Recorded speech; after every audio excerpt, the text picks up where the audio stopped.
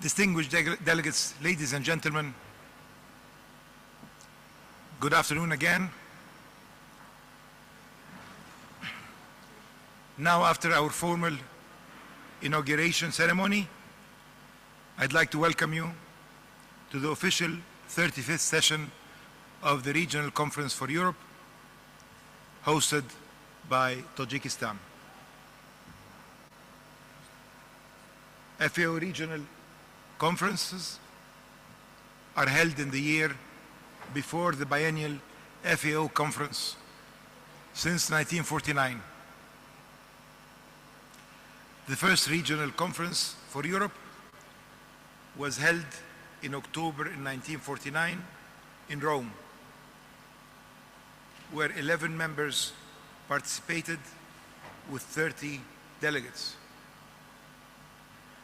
Today, 77 years later, and for the first time physically in Central Asia, and I'd like to congratulate Tajikistan for hosting the first ever Regional Conference for Europe to be held in Central Asia in physical format. Our 35th session of the Regional Conference is proud to have 49 member countries and one organization joining the conference, being the EU, out of a total of 54, whether in person or online format. There are 13 nations are represented by ministers, deputy ministers, 9 observer UN organizations. I'd like to welcome the colleagues from the United Nations, 23 observer members and organizations, and representatives of 4 non-state actor consultations. This year, we've had consultations with the civil society organizations, with the private sector, with the research and academia, and with youth. It's the largest consultations that take place prior to our regional conference.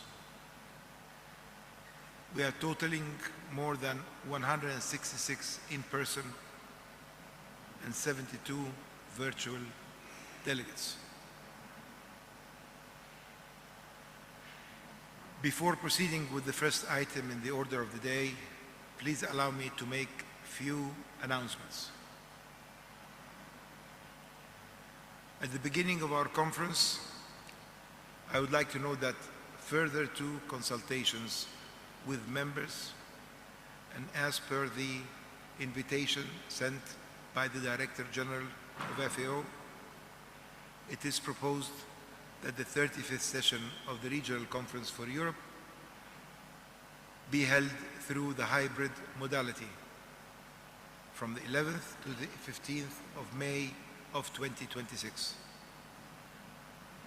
Additionally, and taking guidance from the FAO Conference and Council proceedings, any voting procedure will count only those who are physically in the room.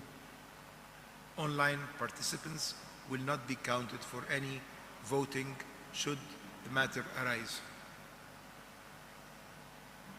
The Regional Conference is therefore invited to confirm its endorsement for the suspension of any rules incompatible with this hybrid setting and the modality explained.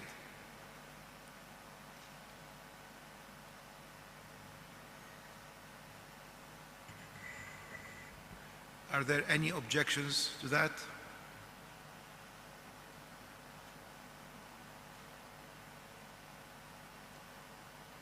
And I see no objections to this proposal.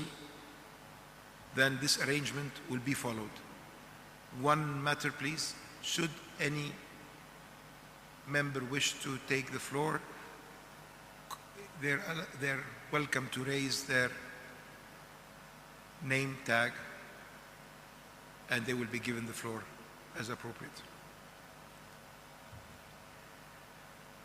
in order to streamline the proceedings of the 35th session of the Regional Conference, a written correspondence procedure was put in place to address selected agenda items.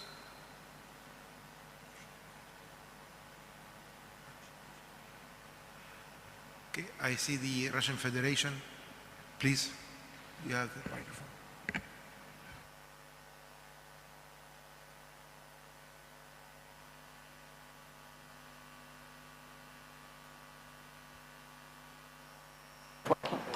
Yes.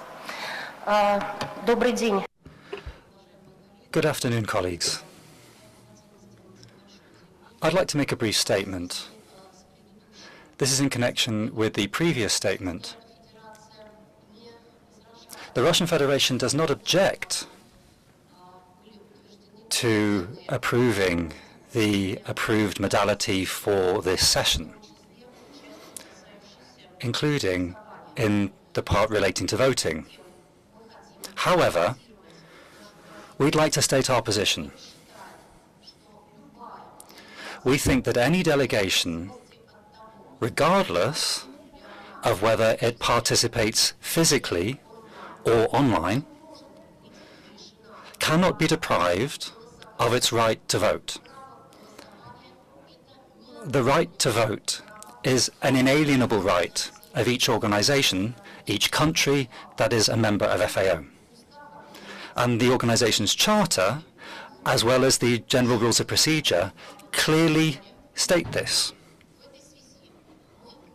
Therefore, we don't think the regime that has been decided on for this conference is a precedent for the taking of further similar decisions at FAO events. Thank you very much.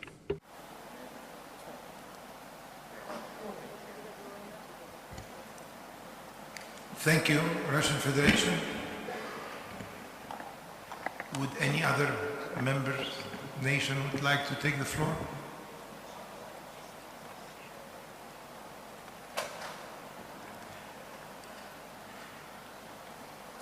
Thank you. I would like to recall the Council's decision in its 179th session, where it was held in a hybrid physical virtual modality, where excluding virtual votes and approved its methods of work as outlined in document CL 179-INF/4. Additionally, in the same manner, the 178th session of the Council, where it was agreed that the hybrid physical virtual modality would be held without a virtual voting. Having said that, the Russian Federation's dissociation from this modality will be noted in the report. Is that agreeable to the Russian Federation? Да, благодарю. Yes, thank you. Thank you, Russian Federation. So we were saying that in order to facilitate the written correspondence procedure has been put in place to address selected agenda items, as indicated in the provisional timetable of the session. For these items, the written inputs received have been published on the conference website, together with any inputs or responses from the Secretariat. While most of these items addressed through the written correspondence would not be discussed at this session, they are an integral part of the conference deliberations and will be fully covered in its report by the appointed rapporteurs. Having said that, naturally, any member wishing to make a statement during the conference on any item is welcome to do so. Please also be informed that the European Union is represented in this meeting in accordance with the paragraph 8 and 9 of Article 2 of the FAO Constitution. A declaration made by the European Union and its member states on the competence and voting rights can be read in the information note, document ERC 26 Inf 13, which has already been made available online as a meeting document. So I'd like to draw your attention to this declaration. Ladies and gentlemen, in order to assist the interpreters and ensure capturing of any planned statements in the report, please send your statement prior to delivery to the ERC Secretariat, for which you know their email. The statement will be treated as confidential material, barred from publishing until its delivery. Any parts of the statements, including the draft report, will be included in the draft report and will be checked against the verbatim by the rapporteurs. Delegations and observers that have shared their interventions ahead of the specific agenda item will be given the floor first,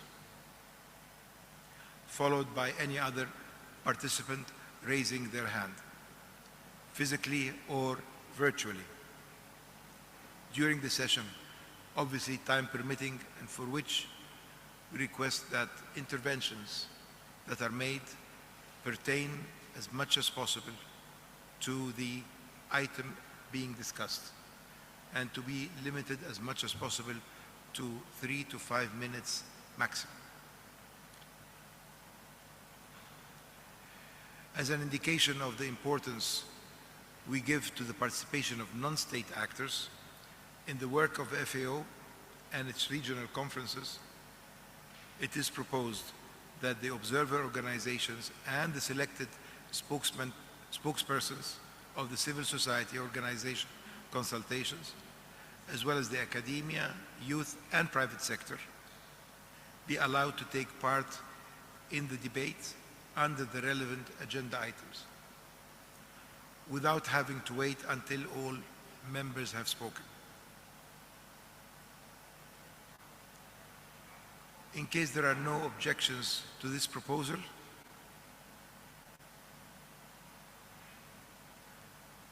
and I don't see any objections, then this arrangement will be followed. Thank you. As you are aware, pursuant to rule number 3, paragraph 4, point A of the Rules of Procedure of the Regional Conference for Europe, the meetings of the Regional Conference shall normally be held in public. Accordingly, the session is being webcasted as usual. Following the session, a recording of this webcast will be made available on the webcast archive of the FAO website. Furthermore, and continuing the logistical announcements, please note that we will not have formal coffee breaks. However, coffee will be served throughout the day on the 4th floor. By the way, we are on the 5th floor. Coffee is on the 4th floor. Your entrance is on the 2nd floor. So when you are going to the elevator, lift, just basically note those.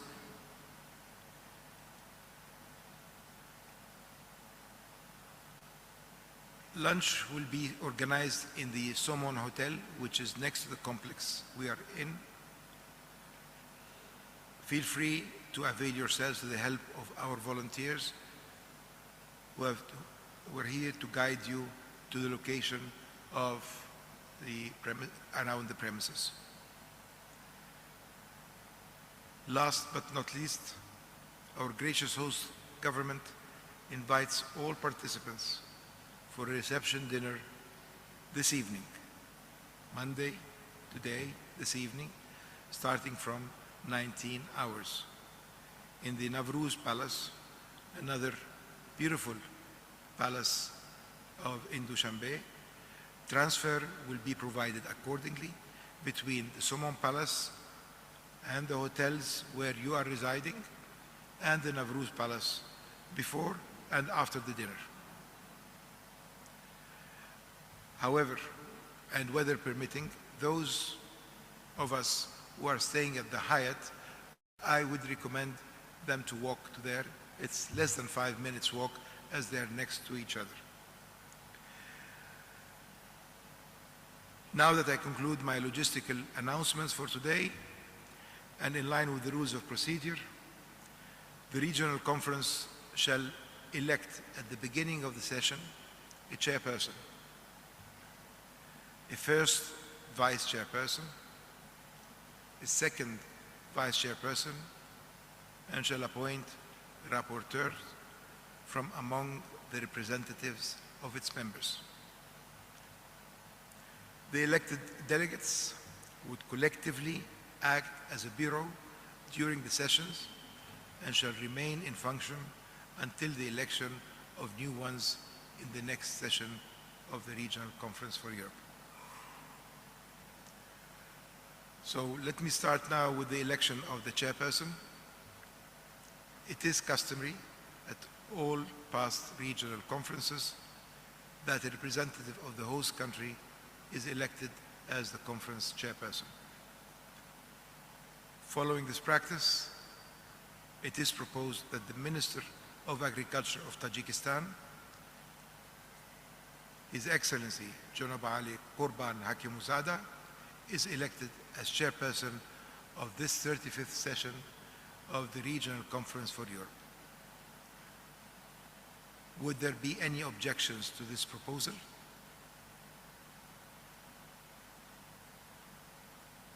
And I see none.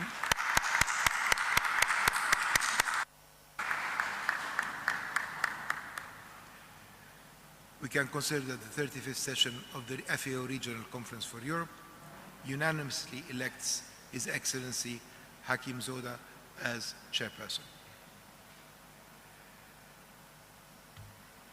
With the permission of our elected chair, the Secretariat will continue now with the procedure for the election of the vice chairpersons and the appointment of the rapporteurs, in line with the ERC rules of procedure.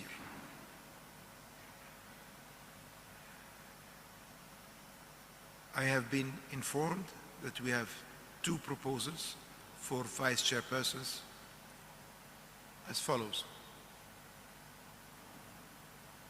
For the first vice chairperson, Mr. Harry O'Crawley, Head of the International Development, UN and SDGs Unit of the Department of Agriculture, Food and the Marine of Ireland. Would there be any objections to the appointment of Mr. Crowley as first vice chairperson?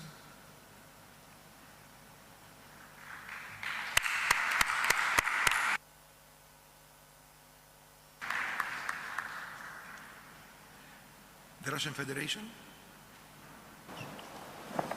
Благодарю вас. Thank you. I would like you to note that the Russian Federation disassociates itself from the consensus on the nomination of Mr. Crowley as vice chair of this session. Thank you.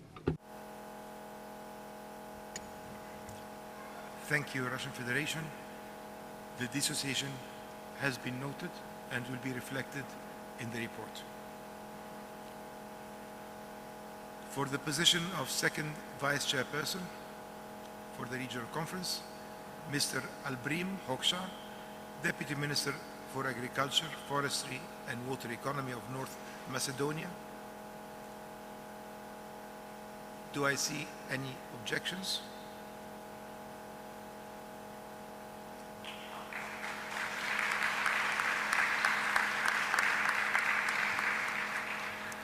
The Russian Federation?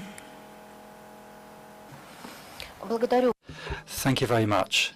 I'd like to state and add to the report that the Russian Federation disassociates itself about the consensus about the appointment of the representative of North Macedonia to the position of second vice chairperson of the session. Thank you. Thank you, Russian Federation. the Russian Federation's dissociation from the election of Mr. Albrim Hoxha as second vice chairperson has been noted and will be reflected in the report.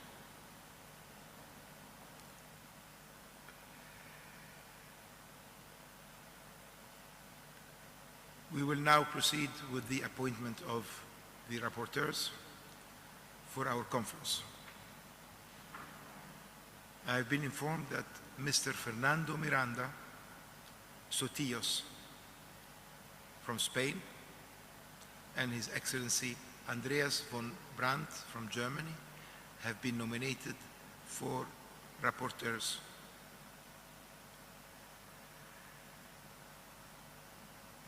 Would there be any objections to the appointment of Mr. Fernando Miranda Sotillos to the position of rapporteur?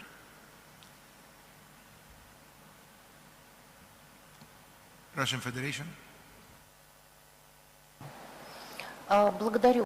Thank you. I would like to make a statement concerning two candidates for the post of two rapporteurs. Now, if you allow, I will make it immediately.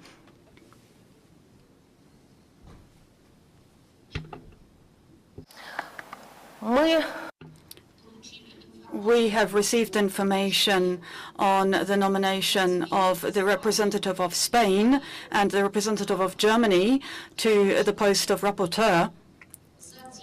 We received this a day before the end of the working week. And so it turned out that this information, we received it just before the holidays that took place in the Russian Federation, the holiday marking the 81st anniversary of the end of the Great Patriotic War. And so in this connection, our country, our capital, would have needed the time to study these two nominations and to pass on to me as the head of the delegation the needed instructions. And these instructions are: we would like to draw attention of the conference participants to the fact that over these last 6 years, among the vice chairs and the rapporteurs of the conference, on every occasion, we have had representatives of Western Europe, including European Union members, or states which are or have expressed interest in joining the European Union. In 2020, the first vice chair was the representative of the Netherlands. In 2022, the candidate from the Netherlands was elected as second vice chair. Albania, twice in 2022, and in 2024 held the post of first vice chair of the conference. Ireland, Germany, Czech Republic, France, Poland, and Switzerland over these last 6 years have all held the post of rapporteur. Over these 6 years, countries in the Eurasian and Caucasus areas only on one occasion were represented in these posts. In 2024, when Uzbekistan rightly was elected vice chair of the 34th session of the European Regional Conference. The Russian Federation believes that this is not a normal situation, despite the fact that this regional conference is called the European Regional Conference. We see with what great hospitality we are received here in Central Asia. And today we had the opportunity not just to hear about new ideas about how to make Central Asia the breadbasket of this region and indeed of the world, but also we heard about the innovations that are coming out of Central Asia, the innovative approaches they're taking towards these tasks. And so, in this context, to restore the geographical representation and to correct the clear imbalances in this issue, and given that there are no candidates from Central Asia and the Caucasus for the posts of rapporteur, on behalf of Moscow, I have the honor of presenting for the post of rapporteur our candidate, the senior advisor at the Russian Foreign Ministry, Ilya Andreevich Demidov. Taking into account the fact that the General Director and the distinguished chair of our conference and many other distinguished representatives of Central Asia have spoken today about the fact that we need to work in the spirit of consensus and the spirit of cooperation. I would propose that we examine the nomination of the Russian Federation and elect this candidate to be one of the rapporteurs. Thank you.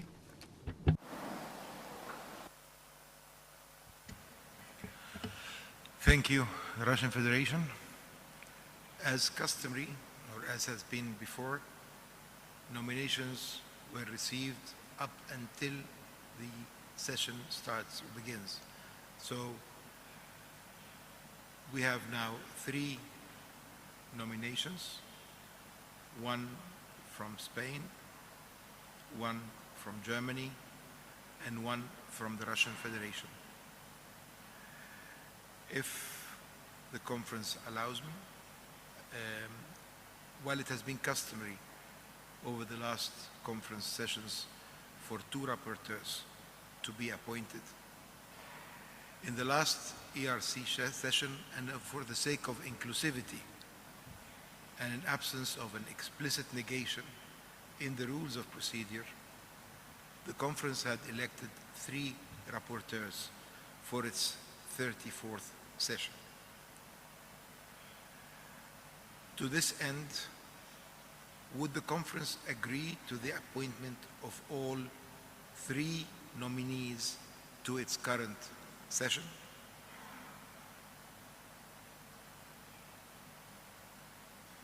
I will repeat. Would the conference agree to the appointment of all 3 nominees to its current session? I recognize Poland.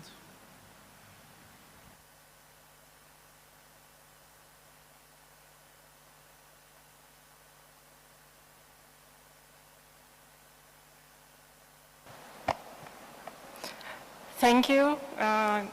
Thank you, Secretary. Good afternoon. It is our pleasure to inform you that Poland will have the honor to present during this conference the positions and views of the European Union and its member states upon the request of the Cyprus presidency of the Council of the European Union. First of all, we would like to express our sincere gratefulness to the government of Tajikistan for hosting this conference. We are overwhelmed with the hospitality, and we greatly value the efforts made to organize such complex event. We would also like to express our appreciation for FAO, especially FAO's regional office in Budapest, for their continuous support for our region and all the work on the ground. The member states of the European Union wish to disassociate from the nomination of the Russian Federation as a rapporteur. Thank you.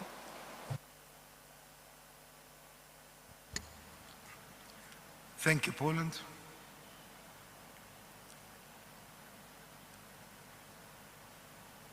Any other members wishing to?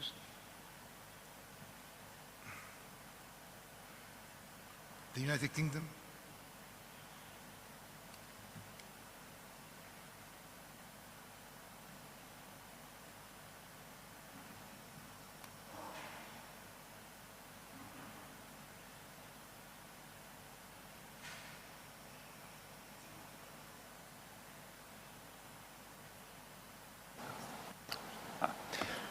Thank you, Secretary, and likewise, on behalf of the United Kingdom, I would like to express our extreme gratitude to our host, the Republic of Tajikistan, for their immense hospitality.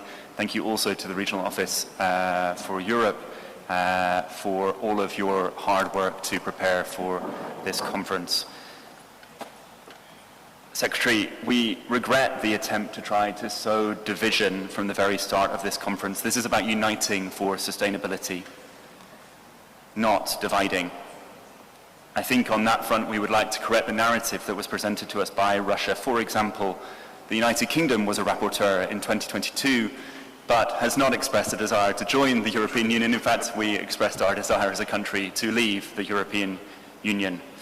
Russia's selective list does us no good in starting off this conference. We warmly, for example, welcomed as a group the vice chairpersonship in 2024 of our dear friends from Uzbekistan. Given this, Secretary, we also would disassociate from Russia's nomination to be a rapporteur, but we welcome those from Spain and Germany. Thank you. Thank you, United Kingdom, Great Britain, and Northern Ireland. Are there any requests for the floor? The Russian Federation. Благодарю. Thank you. I'd like to correct or clarify the statement that was made by the representative from the United Kingdom. The Russian Federation doesn't take a selective approach to the statistics that I gave. It's just a statistic, and it's reflected of the conference. The European Union itself takes the decision about which countries it's going to propose, and the Russian Federation doesn't have even the smallest relationship to that decision. Evidently, either something got lost in translation, or you missed out what I said. I said countries of Western Europe, including the European Union and its member states. If the United Kingdom is not among the countries of Western Europe, then I would like to correct you. Congratulate you, rather.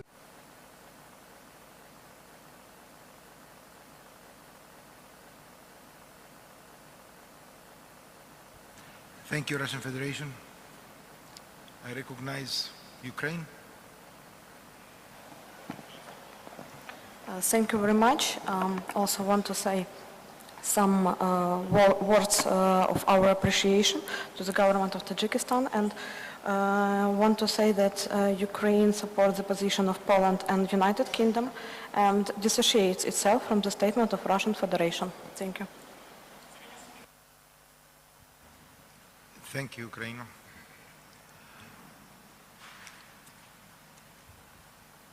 Russian Federation?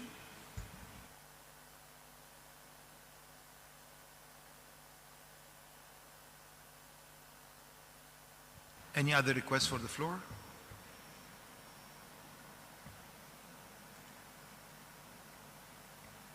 Okay, a couple of things. First, I'd like to recognize the statistics that have been provided by the Russian Federation. The 32nd Regional Conference had indeed Uzbekistan as a chair, and in our 34th had Uzbekistan as vice chair. The Secretariat receives nominations either directly from a country or from another country nominating a country. We do not select, so we are in your hands. Whoever wish to nominate themselves to any of the conference offices, they are more than welcome to approach the Secretariat in this regard. So with that in mind, and the dissociations, the respected dissociations from some of the nominees being noted, I would like to recognize that all three nominees have been appointed with all dissociations noted and reflected in the report. Is this agreeable to the conference?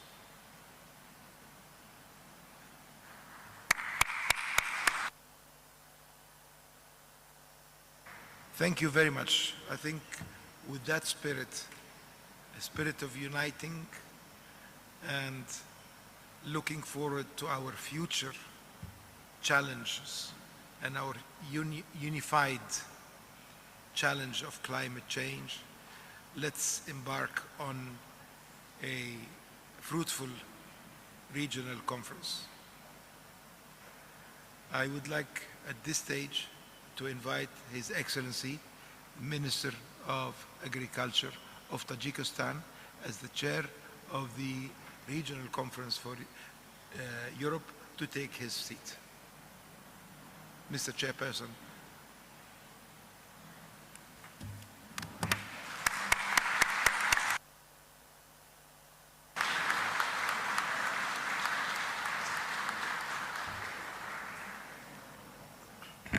I would like also to invite one of the rapporteurs to take their seat on the podium.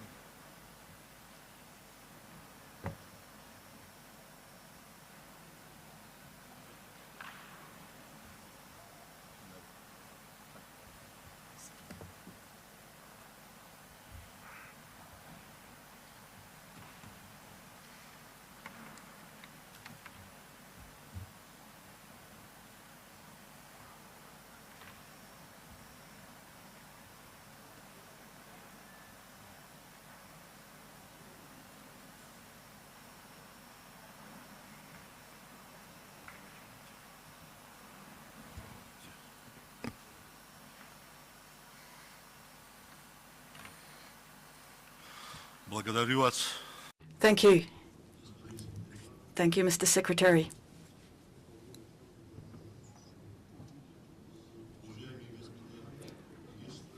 Mr. Distinguished ministers, heads of delegations, delegates, it's a great honor, a great privilege to address you as the newly elected chair of this regional conference. And I take on this responsibility with a deep sense of recognition and with a great enthusiasm also. I would like to thank you for the trust you've placed in me. And I hope to live up to this trust, working for the principles of impartiality, absolute objectivity, and genuine partnership. On the agenda today, we have tasks of a historic scale. We are here not just to discuss technical matters. We have an ambitious and inspiring strategy ahead, which covers challenges that are unprecedented, challenges that know no borders, and our discussions will lay the foundations not just for a flourishing agri-food system and for growth, but also for quality of life for millions of people. Sustainability of the countryside, preserving the natural heritage of our planet for those who will come after us. At a time of global change, our strength lies in unity. And today, when the world is facing unprecedented uncertainty, this conference must become a beacon of stability and cooperation. And I call on you to make this hall a place of constructive synergies. Let our cooperation be built on mutual respect and readiness to listen to each other. And may this be what helps us to achieve breakthroughs.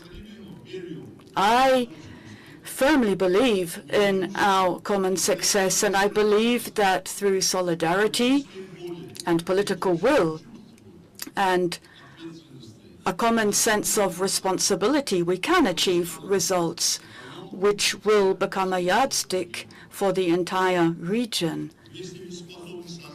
Together, we can forge the future, a future in which food security and sustainable development will be not just objectives, but an indisputable reality. And I am greatly looking forward to our work together and hope it will be very fruitful. Thank you for the trust you've placed in me.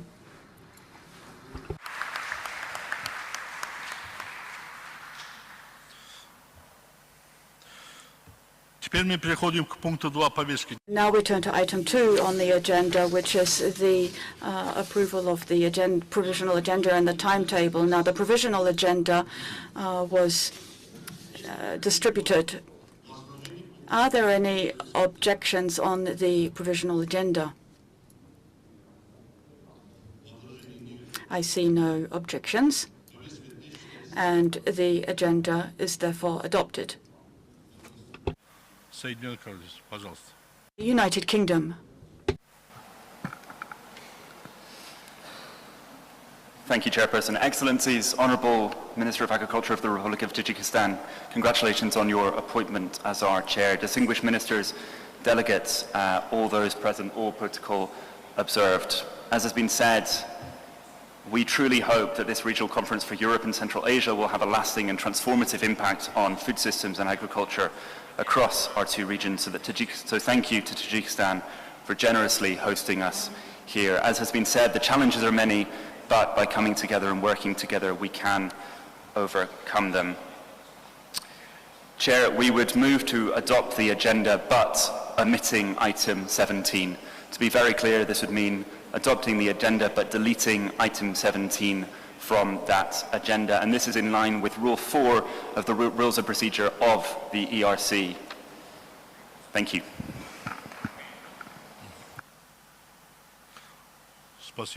Thank you.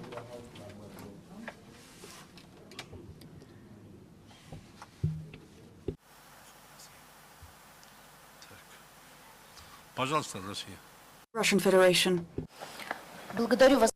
Thank you very much, Chair. And I also congratulate you on your appointment to this post.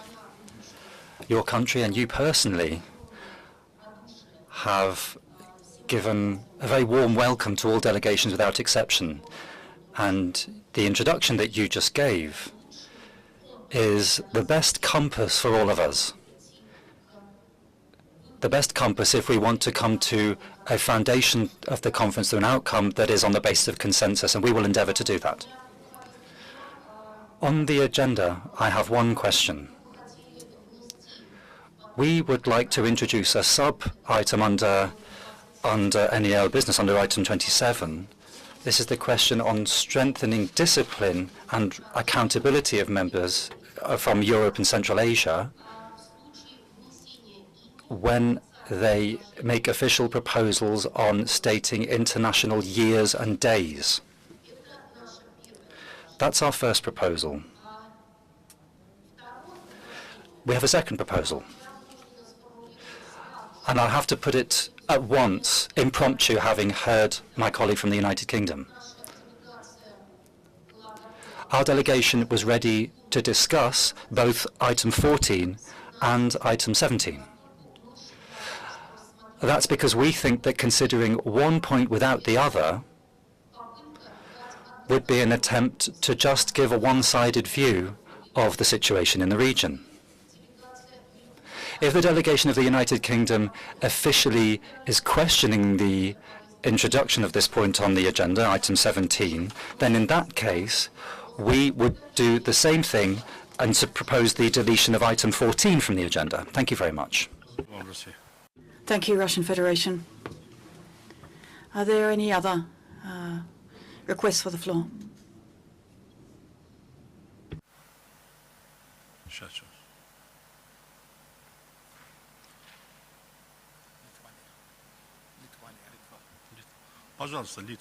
Lithuania. Thank you. Distinguished Chairperson, we would like to congratulate you on your new appointment. We wish you every success in this,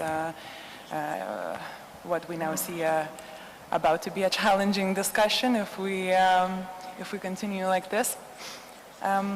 We would also like to thank you for an incredible hospitality you have shown to us. We feel just like at home, so thank you very much. Lithuania, we would like to ask delegations not to politicize this discussion any longer. It is definitely a procedural matter. A member has already requested to remove an item 17. I believe every member has the right to request a removal, and under the established rules and procedures of their organization. And if delegations are unable to reach an agreement, we would like to kindly ask to move forward to a vote. Thank you. Спасибо вам, Литва. Thank you, Lithuania. Пожалуйста. Are there any other proposals, any other requests for the floor? Спасибо. Господин Напин. Mr. Nabil. Chairperson, there are currently two proposals.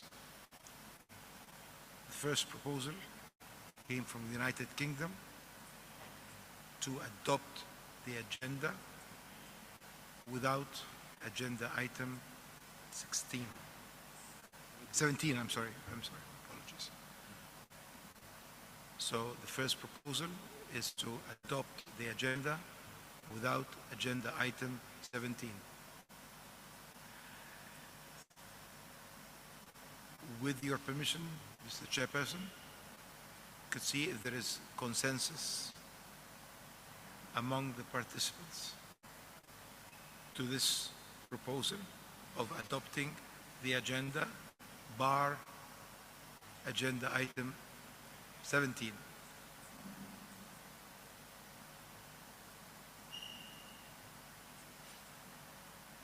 And the Russian Federation. Благодарю вас. Thank you. After the proposal from the United Kingdom, the proposal came in from the representative of Lithuania, as I understand it. I can't quite see from here.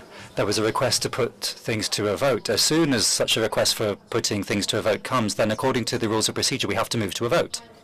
Therefore, I support that proposal that we vote on the proposal from the United Kingdom. And then that we vote on the proposal from the Russian Federation on removing item 14. Thank you. On the addition of point under item 27, I think that we can look at that later. Thank you. Спасибо. Thank you. The proposal from the United Kingdom of Great Britain and Northern Ireland was to adopt the agenda without agenda item 17. It is not to take out an agenda item, but to adopt the agenda without item 17. That has been the first proposal presented to the floor. If this proposal, if there are any objections to this proposal,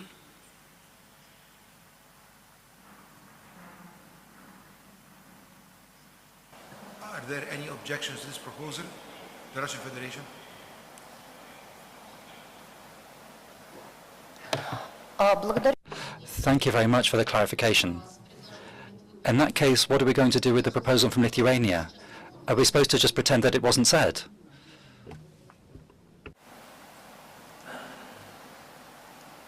В выступлении делегации What was said by Lithuania was that if there isn't consensus, then we should proceed to a vote. That's already been established for the minutes. Thank you. The Russian Federation, we are taking the proposals that are on the floor sequentially. There has been sequentially, first proposal that was presented was from Great Britain and Northern Ireland. And that was the proposal to adopt the agenda. Should the rest of the proposals stand after this, after we see what is the result of this proposal, then we could take it from there. So we can take them sequentially, and then we see the request from the Russian Federation, and then we see the request from Lithuania, whether it still stands or it wishes to withdraw it. Thank you. Russian Federation. Thank you for the clarification. Yes, I wanted to hear Lithuania's position initially with their proposal in order to understand clearly the order of actions that is being proposed to us. Thank you. Lithuania, please. Thank you, Chairperson. My proposal was to ask to go for a vote, because we see that we hear from the UK delegation that they have asked to move to a vote. That they have asked to remove an agenda item, item 17.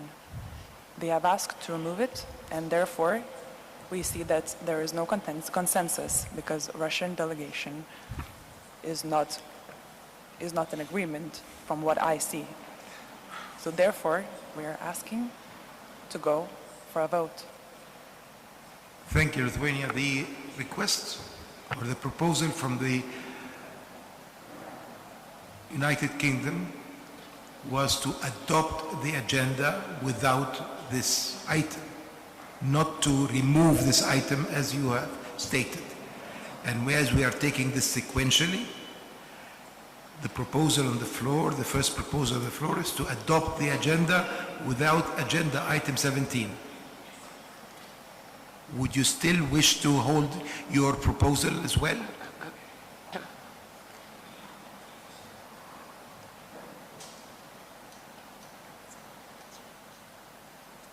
If there are no objections to UK's proposal, we are happy to not vote. That would be my idea. We are happy with UK's suggestion. We would like to adopt the agenda without item 17. Thank you for the clarification. Thank you. Russian Federation. Thank you very much, Chair.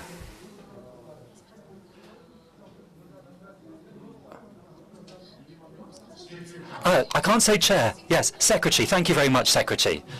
Yeah, thank you. Thank you, Secretary. Thank you very much. It seems to me that what we need here is clarification from the legal advisor. In what way can we adopt the agenda without an item, without a vote, if what we have in front of us is an agenda where we have this item included? In that case, do we need to hold a vote? Or is there some kind of other procedure? The UK doesn't want item 17 in the agenda, but yet is not asking for a procedure for excluding it or removing it. So I would like to have the legal point of view and to hear what the legal advisor has to say. Thank you very much. And very honestly, I don't really quite understand Lithuania's position. Do you want to vote or not? It seems rather odd to me. Thank you.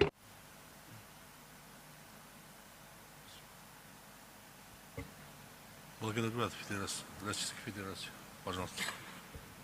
Russian Federation.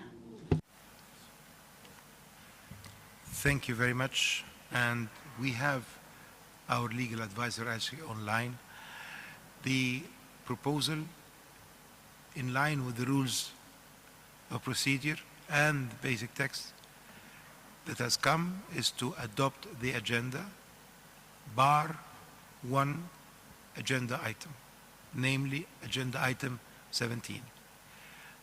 According to that, and view that there is no general consensus in this regard, namely representations made by the Russian Federation in this regard, then there would be a vote as to adopting the agenda without agenda item 17. That would be the vote. If the conference agrees to that, then we can move on to that. The Russian Federation. Thank you very much. Now everything's clear.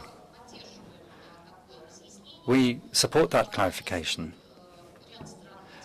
If a number of countries would like to approve the agenda without item 17, then we wouldn't object to a vote. For our part, I would like to clarify further. I don't want item 14 in the agenda, and I've explained my position.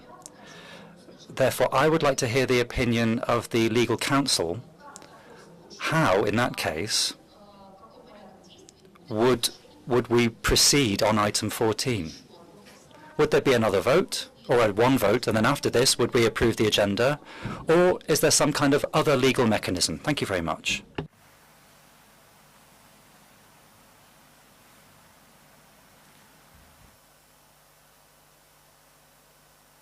Russian Federation. The question that will be, and again, this is sequentially taken. Sorry, United Kingdom. Thank you, Secretary. We would welcome hearing your view and the view of the legal counsel. At the same time, my understanding, in line with Rule 4 of the Rules of Procedure of this conference, plus then the basic text, would be that the proposal that was submitted by myself on behalf of my country would then supersede, because that would be the adoption of the agenda with the omission of one item. That would then supersede other proposals to remove other items, because the clear proposal was to adopt the agenda with the omission of one item and one item only. Thank you.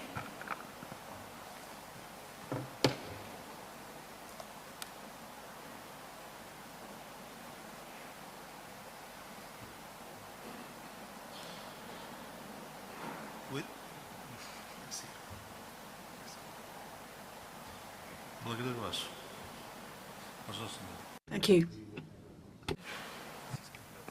Пожалуйста, Российская Федерация. Russian Federation. Благодарю вас.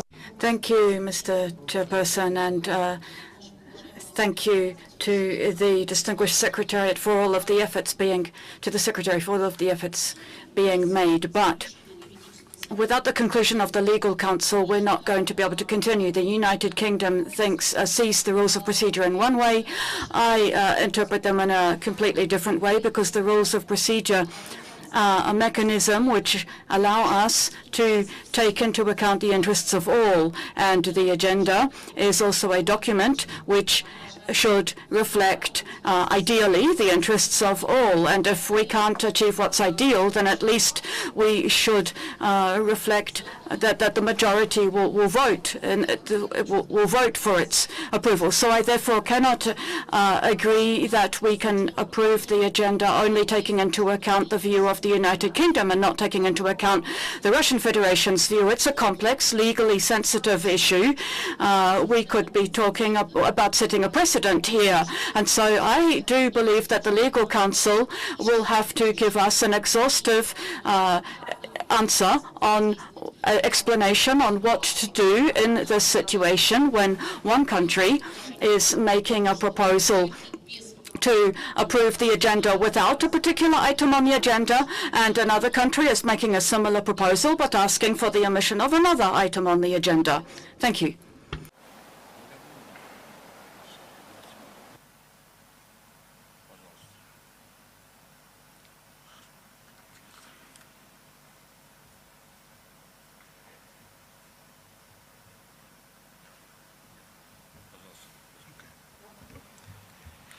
Thank you, Mr. Chair. Thank you, Russian Federation. I believe we have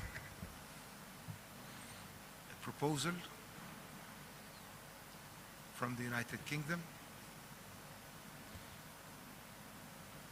with regards to adopting the agenda without agenda item 17,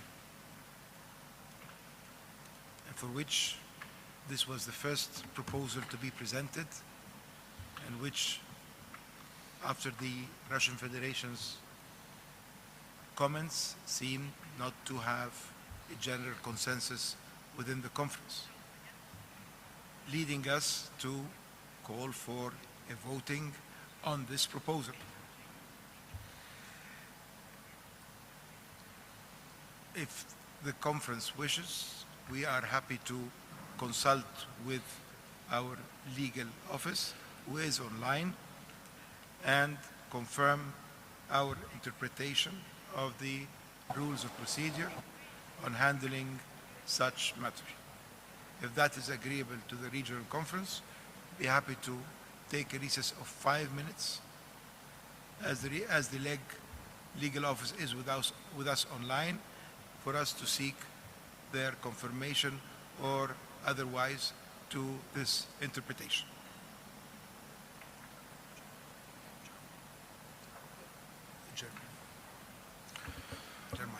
Благодарю вас, господин секретарь. Thank you, Mr. Secretary. Yes, yes.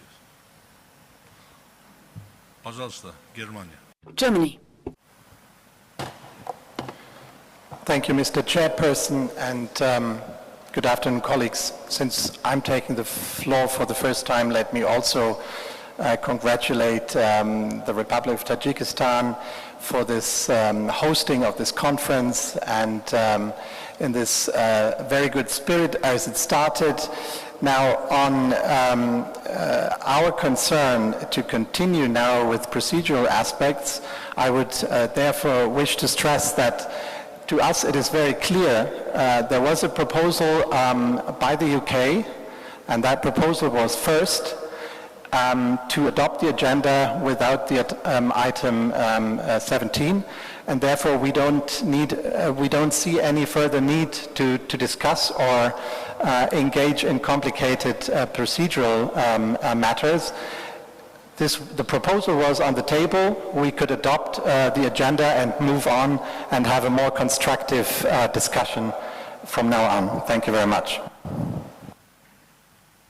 Благодарю вас, Германия. Thank you, Germany.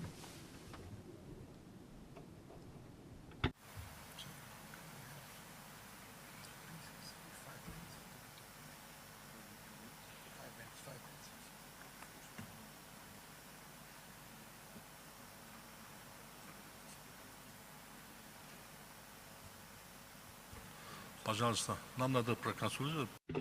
We're going to need to consult, so we'll take a break for 5 minutes for consultations.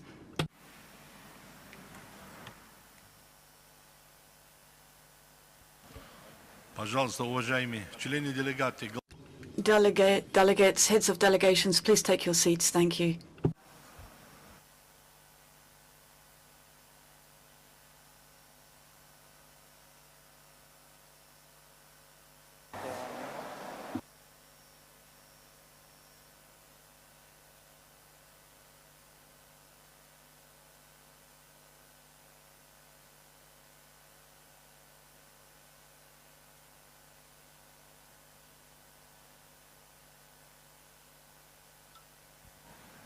Distinguished delegates,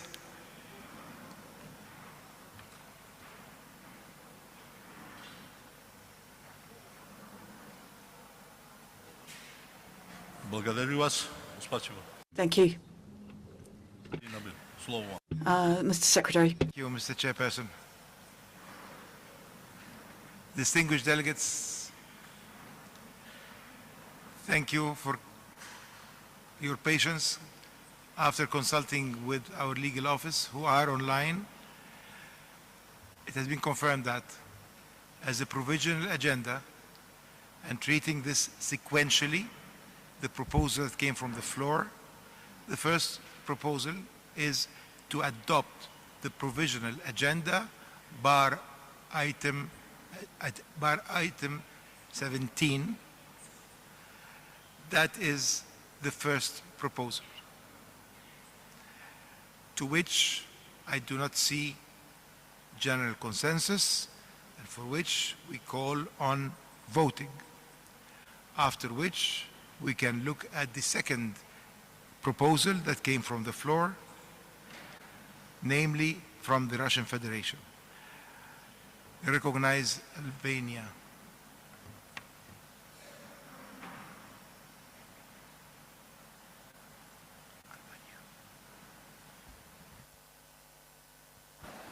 Благодарю вас, господин секретарь. Пожалуйста, Албания. Thank you. Albania, you have the floor. Dear colleagues, with great respect for all delegations and for the importance of this forum, I believe that FAO conferences should remain spaces for technical cooperation, solidarity, and concrete solutions for our farmers, food security, and rural development. Today, the world is facing real challenges: climate change, food security, production costs, support for rural areas, and the preservation of the food supply chain. These are the issues on which we should focus. We believe that agriculture should not be used as an instrument of political division, but as a bridge of cooperation among countries and peoples. Our farmers expect solutions, not rhetorical confrontations. Albania supports constructive dialogue, mutual respect, and multilateral cooperation in the spirit of the United Nations and the FAO. Thank you. Благодарю вас. Thank you. Albania, thank you for that statement.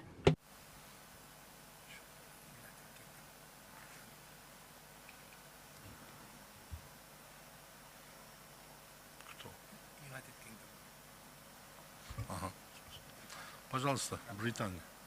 United Kingdom. Thank you so much, dear Chair, and I would fully endorse exactly what Albania has just said and refer to my earlier comment on agenda item 1. Thank you to the Secretary for the explanation, but I would just like to address one issue there, which is I haven't heard from the floor a call for a vote on my proposal, and it would need to be that there would be a call for a vote on that proposal to move to a vote. So I state that I have made a proposal. You rightly suggest that general consent is needed, but without hearing from the floor a call for a vote, then my consideration would be that general consent has been found unless another member wishes to call for that vote. Thank you.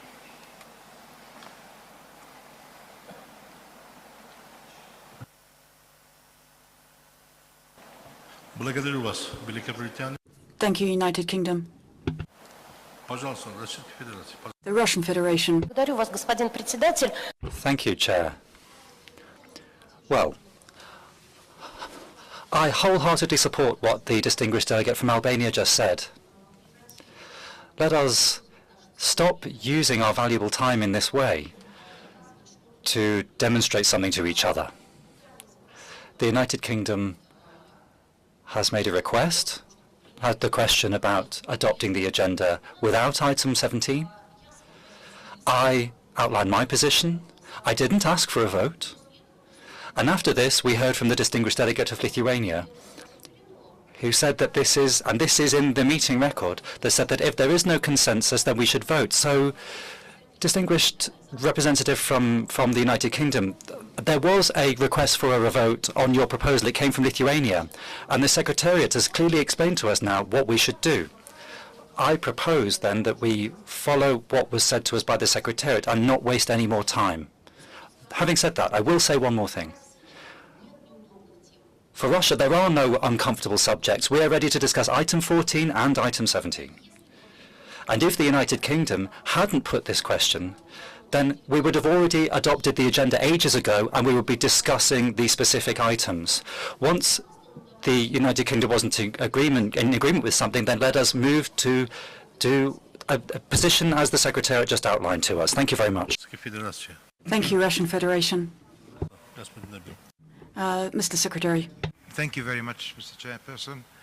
Thank you, Russian Federation. And thank you very much, Albania, for reminding us why we're here. As agreed by everyone, the United Kingdom's proposal to adopt the provisional agenda, bar agenda item 17, will be presented for a vote. As a first vote, as this is a provisional agenda, a simple majority will be required to adopt or to agree on this proposal. I would hereby request the elections officer to take his seat and administer the voting in accordance with the rules of procedure of the Regional Conference for Europe and in line with the general rules of the organization. I would appreciate very much, particularly at this moment, that all delegates stay in the room in order for us to administer correctly the voting procedure. Thank you very much for your patience, and I would appreciate if we stay in the room while the preparation for the voting procedure takes place. Thank you. Благодарю вас, господин Набил. Thank you, Mr. Secretary.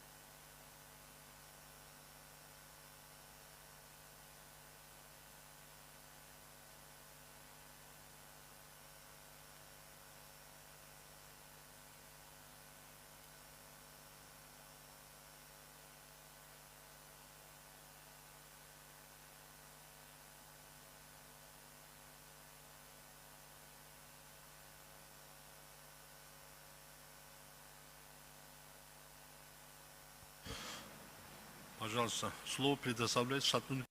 I give the floor to the elections officer.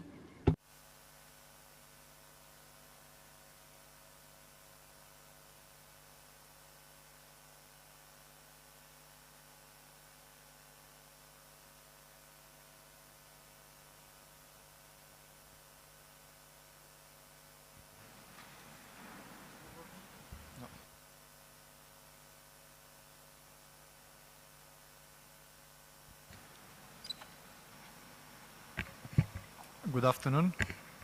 Excellencies, ladies and gentlemen.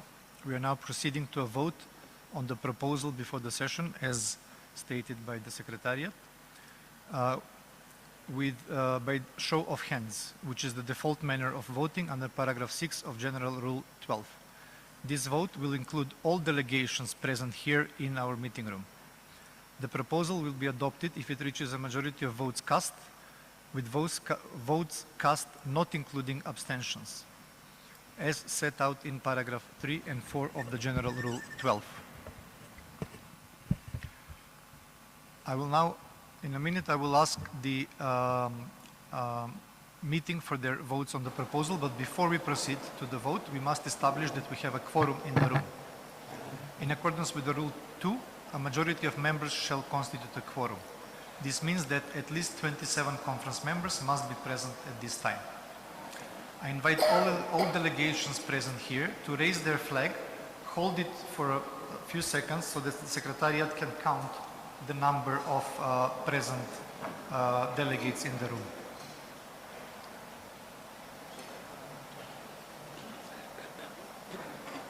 The flag, please, the flag. The Russian Federation, unless it is a point of order, we cannot interrupt the voting process.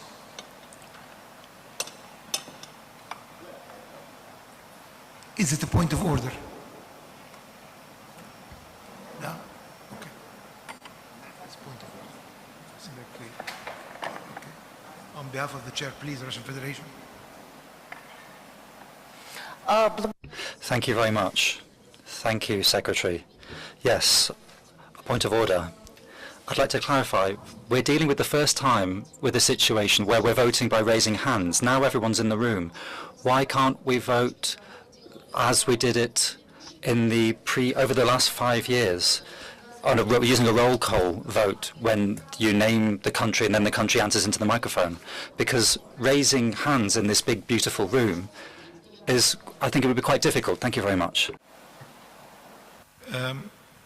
Thank you, Russian Federation. If this is a request for a roll call, we can opt for a roll call based on that request.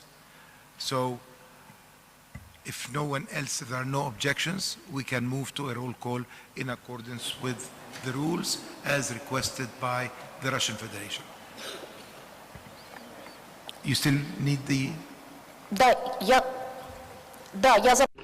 Yes, I'm asking for a roll call vote. Thank you. Okay, that's what exactly we'll do. Okay.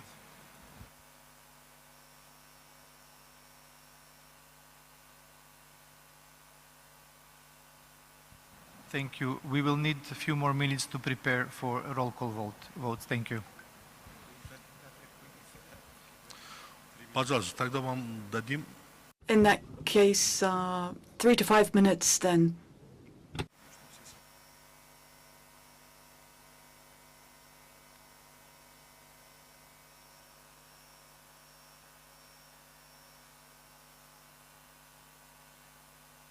Я прошу вас остаться на месте. I would ask you please to remain in your seats. Thank you.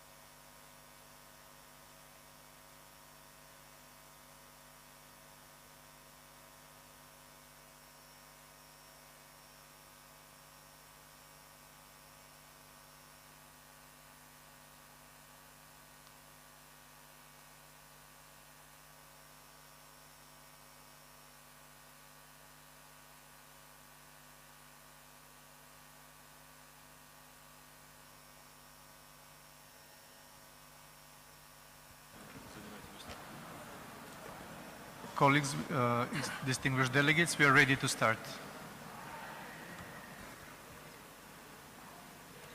Can we please get back all the delegates who are out so that we can start? Thank you.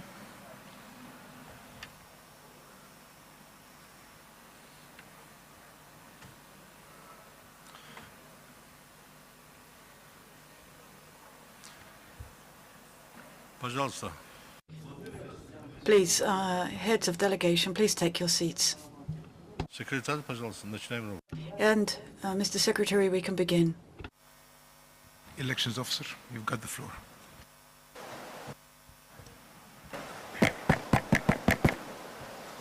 Okay, thank you. Distinguished delegates. Thank you, Mr. Chairperson. Distinguished delegates, Your Excellencies. We are now proceeding for a vote on the proposal before the session as read out by the Secretariat. As it was proposed to do a roll call, we are proceeding with a roll call vote.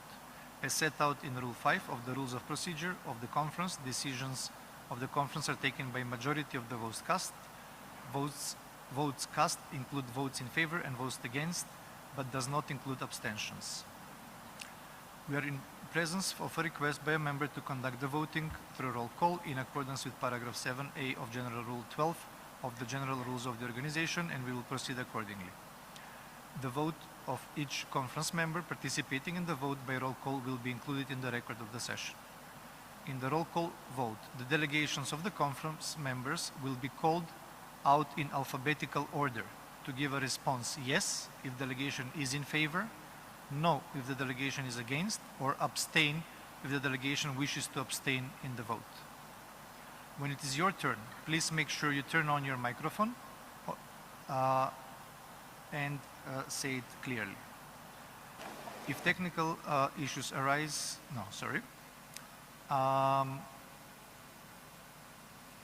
at the conclusion of the first call, the names of the conference members who did not answer shall be called again, but who were present in the room, as it was established. I should remind the delegates that in accordance with paragraph 14 of Rule 12 of the General Rules of the Organization, once voting has commenced, no delegate or representative may interrupt the voting except to raise a point of order in connection with the vote. Before we begin the procedure, we must establish again that we have a quorum, as we started already, and in accordance with Rule 12, a majority of members shall constitute a quorum. This means at least 27 conference members must be present at this time. So I invite the delegations again to please raise your flag. And I'm sorry. Is there a point of order from the Russian Federation?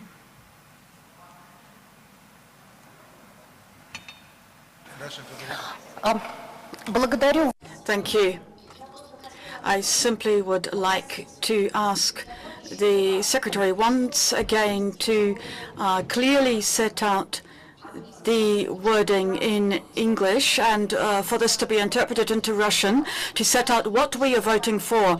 In all of what happened before in our common history, we've had occasions when misunderstandings have come up, and so I would ask the elections officer to please clearly read out the wording and to explain if the delegations vote yes, this means this. If the delegation votes no, this means this. So that it's clear for each delegation, because we're working through interpretation, we don't see the text on the screen. So it's very important for us to be able to have the result. And I have no other points of order. Thank you.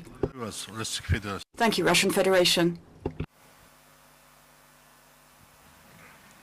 Thank you, Russian Federation. The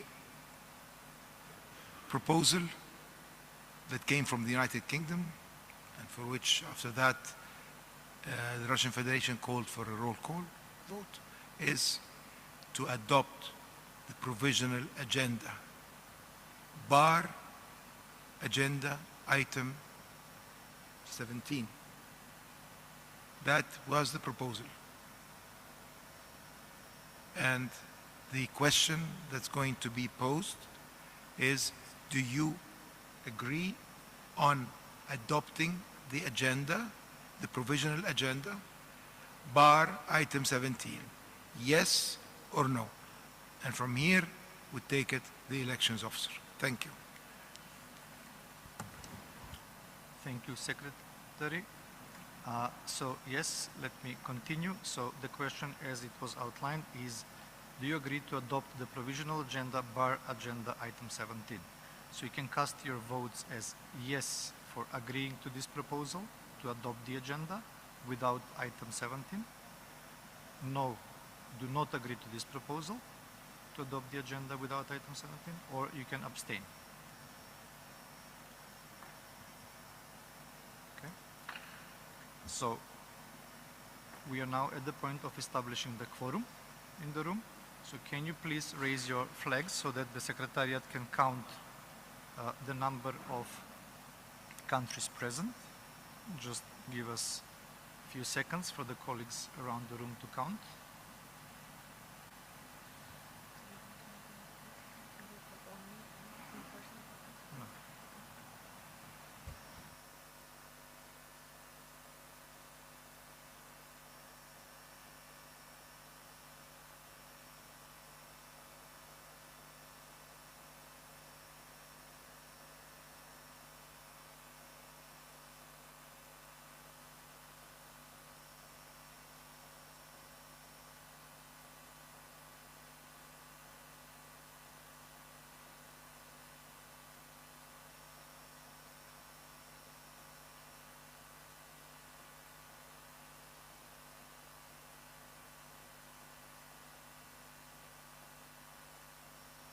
Okay, thank you. You can lower your flags. Thank you.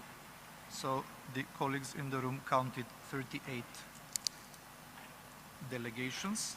So with that, we can establish that there is a quorum. As I mentioned earlier, the quorum is minimum 27 countries. So finally, we must determine which member will be called first in the roll call by the draw of a lot. So we'll ask the chairperson to draw from this lot where all the countries are listed, so to which one we will start.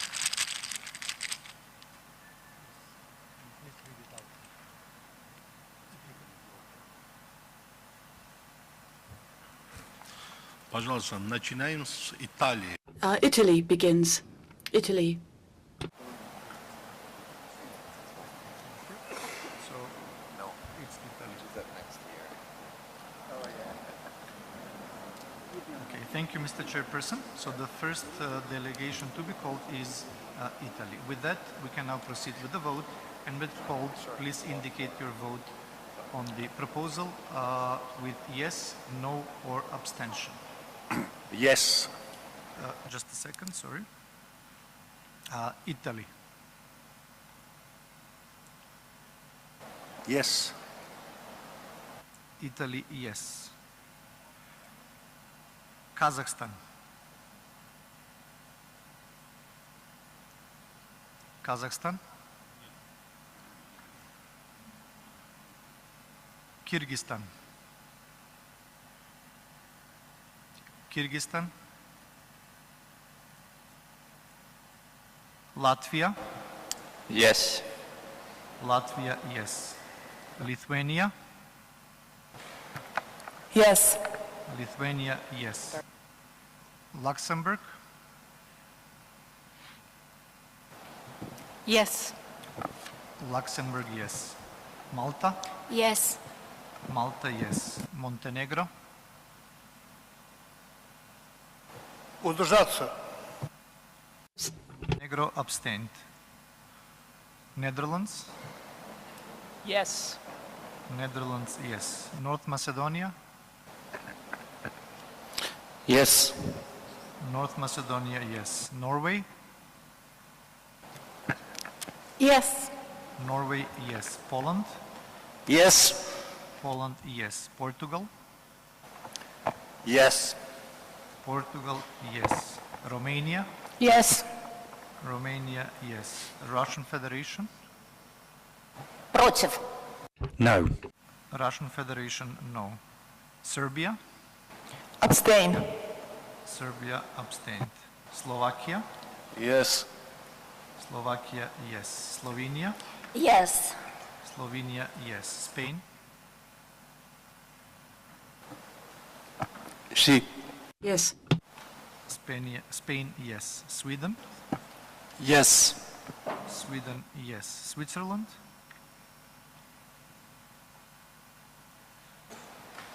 Oui. Yes. Switzerland, yes. Tajikistan?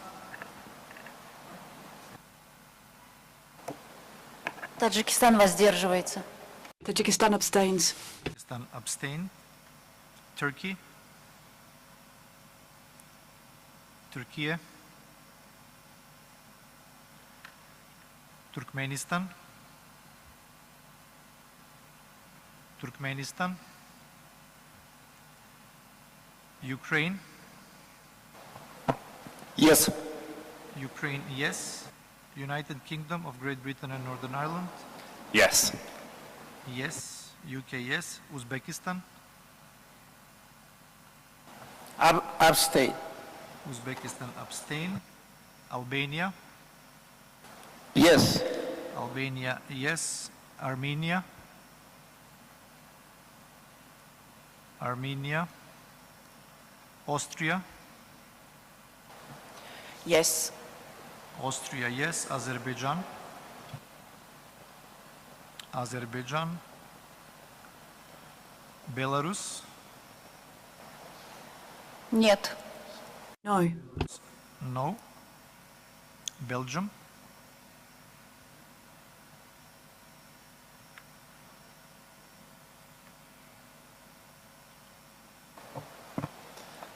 Yes.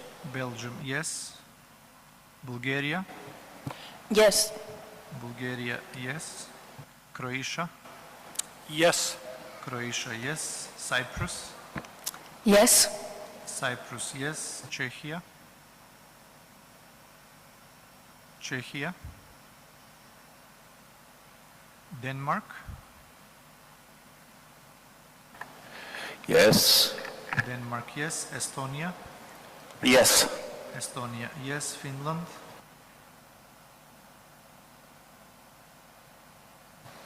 Yes. Finland, yes. France? Oui. Yes. Yes. Georgia? Georgia? Germany? Yes. Germany, yes. Greece? Yes. Greece, yes. Iceland? Yes.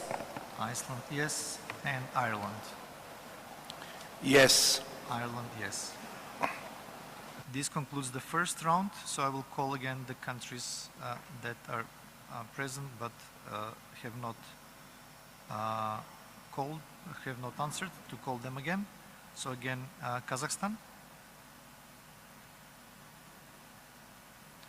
Kyrgyzstan,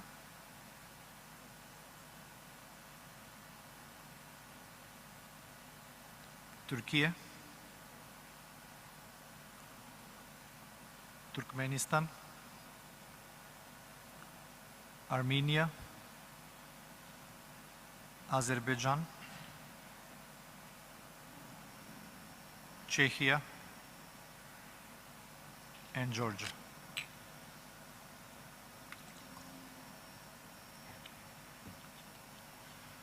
Okay, voting has now completed. We will process the results now and will provide the chair.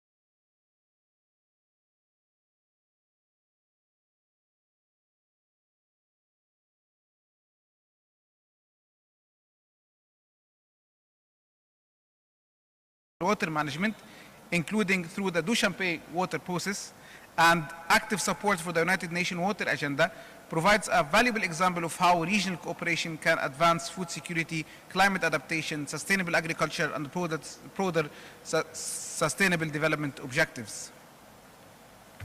Excellencies, FAO Council continues to attach great importance to the role of regional conferences in ensuring the global priorities are informed by regional realities. Your deliberations in Dushanbe will contribute directly to strengthening the implementation of FAO Strategic Framework 2022-2031. In this regard, I wish to reaffirm the readiness of the independent chairperson of the Council to engage closely with members of the region to ensure that the region's perspectives and priorities are effectively conveyed and integrated in the deliberation of the Council. I would like also to recall in this regard the unscheduled session of the Council that took place on the 28th of April to discuss a lot of the challenges that are facing in the Gulf region and disruptions for supply chains of energy and fertilizers. At the same time, the FAO continued to engage in the structured reform process, the FAO at 80, which invites us to reflect on 8 decades of experience while ensuring that we remain fit for purpose in the face of evolving global realities, from climate change and demographic shifts to technological innovation and shifting geopolitical landscapes. This conference plays a vital role in ensuring that FAO's reform process is informed by regional perspectives, priorities, and operational realities. I encourage all members to engage actively and constructively in the conference discussion, to share experience and innovations, and to foster partnership that can accelerate progress across the region. As the independent chairperson of the Council, I stand ready to collaborate with all of you to ensure that the aspirations articulated here translate into meaningful impact for families and communities across Africa, across Europe, Central Asia, and the whole world. Let's work together with determination and solidarity to ensure that our discussion in Dushanbe contribute meaningfully to a more sustainable, resilient, and food-secure future of Europe, Central Asia, and beyond. Thank you.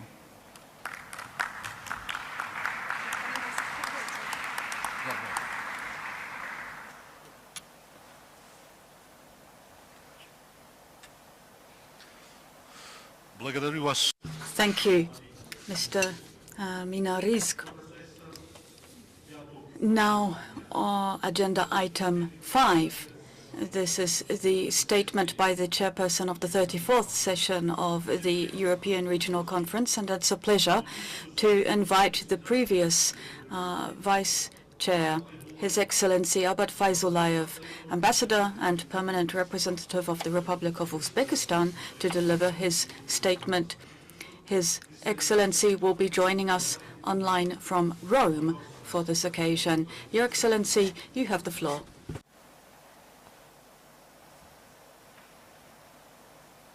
Mr. Chairperson, Director General, Independent Chairperson of the FAO Council, Excellencies, ladies and gentlemen. It's a great honor to address you today and to reflect briefly on the outcomes of the 34th session of the Regional Conference for Europe, which was hosted by the Republic of Moldova, but held in Rome in May 2024. When we met 2 years ago, the conference took place against the backdrop of a continued uncertainty and pressure on agri-food systems in Europe and Central Asia. Multiple crises were unfolding simultaneously: geopolitical tensions, climate shocks, economic disruption, all testing the resilience of agri-food systems and communities that depend on them. Yet, despite this challenging context, the discussions at the 34th session were marked by a strong sense of purpose, responsibility, and cooperation. Members didn't only take stock of the situation, but they also provided clear policy guidance and charted a strategic course, both for national action and for FAO's work in the region. One of the central messages emerging from the conference concerned the role of innovation and digitalization. Members were clear that innovation is not an end itself, but a tool, one that must serve the transformation of agri-food systems in ways that are inclusive, responsible, and sustainable. They stressed the need for enabling policy environments, investment in digital public infrastructure, and strengthened knowledge exchange across borders and sectors. In this context, FAO was requested to play a catalytic role, fostering intersectional collaboration, accelerating flagship initiatives to bridge the rural digital divide, and ensuring that innovation supports climate action, biodiversity, and sustainable production, while leaving no one behind. The conference also looked closely at how to build resilience through agri-food systems transformation.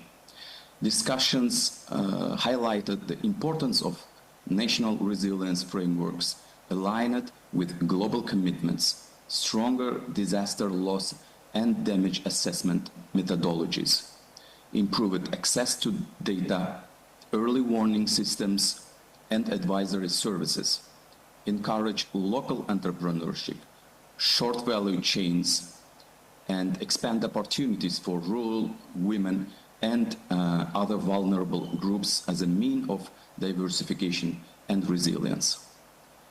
Members emphasized that resilience must be rooted in local realities, while FAO was called upon to support countries through policy advice, capacity development, and knowledge sharing, applying the humanitarian development peace nexus approach and fostering regional cooperation to address shared risks.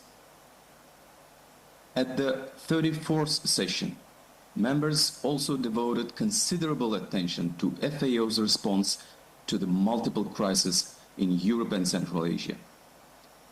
There was a shared understanding that short-term responses, while essential, must be accompanied by medium and long-term interventions and strengthen resilience.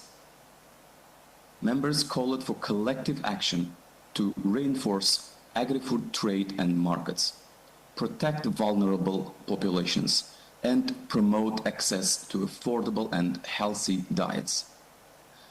FAO was encouraged to continue working closely with partners across the United Nations systems, ensuring coherence, complementarity, and impact.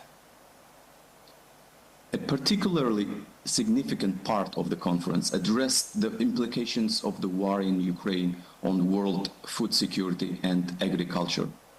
Members requested FAO to continue monitoring impacts, assessing damage and reconstruction needs within internationally recognized borders, cooperating with relevant international mechanisms, and reporting regularly through FAO governing bodies. Looking beyond immediate crisis, the conference also focused on financing to end hunger. Members underlined the importance of integrated national financing strategies aligned with the achievement of SDG 2 and of mobilizing both public and private resources more effectively. FAO was asked to continue supporting analytical work, policy dialogue, and capacity development in this area. A regional technical cooperation project was put in place. Similarly, discussions on food loss and waste reaffirmed that reducing ineffectivenesses across agri-food systems remains a powerful lever for sustainability. Members emphasized the importance of data-informed interventions and collaboration across the entire food value chain. They also stressed the need for enabling policy environments, private sector engagements, awareness raising, and investment in innovation and digitalization. FAO was requested to provide demand-driven technical and policy assistance, as well as to support capacity building and innovative context-specific solutions. Under program and governance matters, the organization's responsiveness and results in the region during 2022-23 in a challenging operating environment were appreciated. The regional conference endorsed the regional priorities that have guided FAO's work in Europe and Central Asia in 2024-2025, firmly anchored in the four betters. Members called upon FAO to further strengthen support on women and youth empowerment, food, loss and waste, One Health, food safety, access to innovations, sustainable and nature-based solutions, while also calling for continued efforts to strengthen transparency, evaluation, results-based management, and a decentralized presence that is truly fit for purpose. In closing, the 34th session left us with a clear message. The challenges facing agri-food systems in our region are profound, but they are not unbeatable. With cooperation, solid evidence, inclusive dialogue, and effective support from FAO, progress is both possible and necessary. The outcomes of the conference provide a shared roadmap for members and for FAO as we move forward together. Dear Excellencies, ladies and gentlemen, I would like to conclude by thanking the FAO Secretariat for its support to the workings of the 34th session of our regional conference, and to the Regional Office for Europe and Central Asia for their commitment and continued efforts in supporting the follow-up of the regional conference outcomes. I wish you all a successful and productive 35th session of the Regional Conference for Europe and Central Asia, and I look forward to the discussions and decisions that will shape the next steps for our region. Thank you.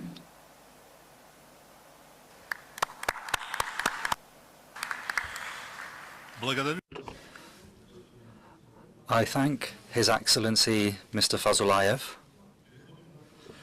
We now move on to the next agenda item. Agenda item 6, statement by the Chairperson of the Committee on World Food Security. It is therefore my pleasure to invite Professor Anas Al-Nabulsi to deliver his statement. Professor, you have the floor. Thank you.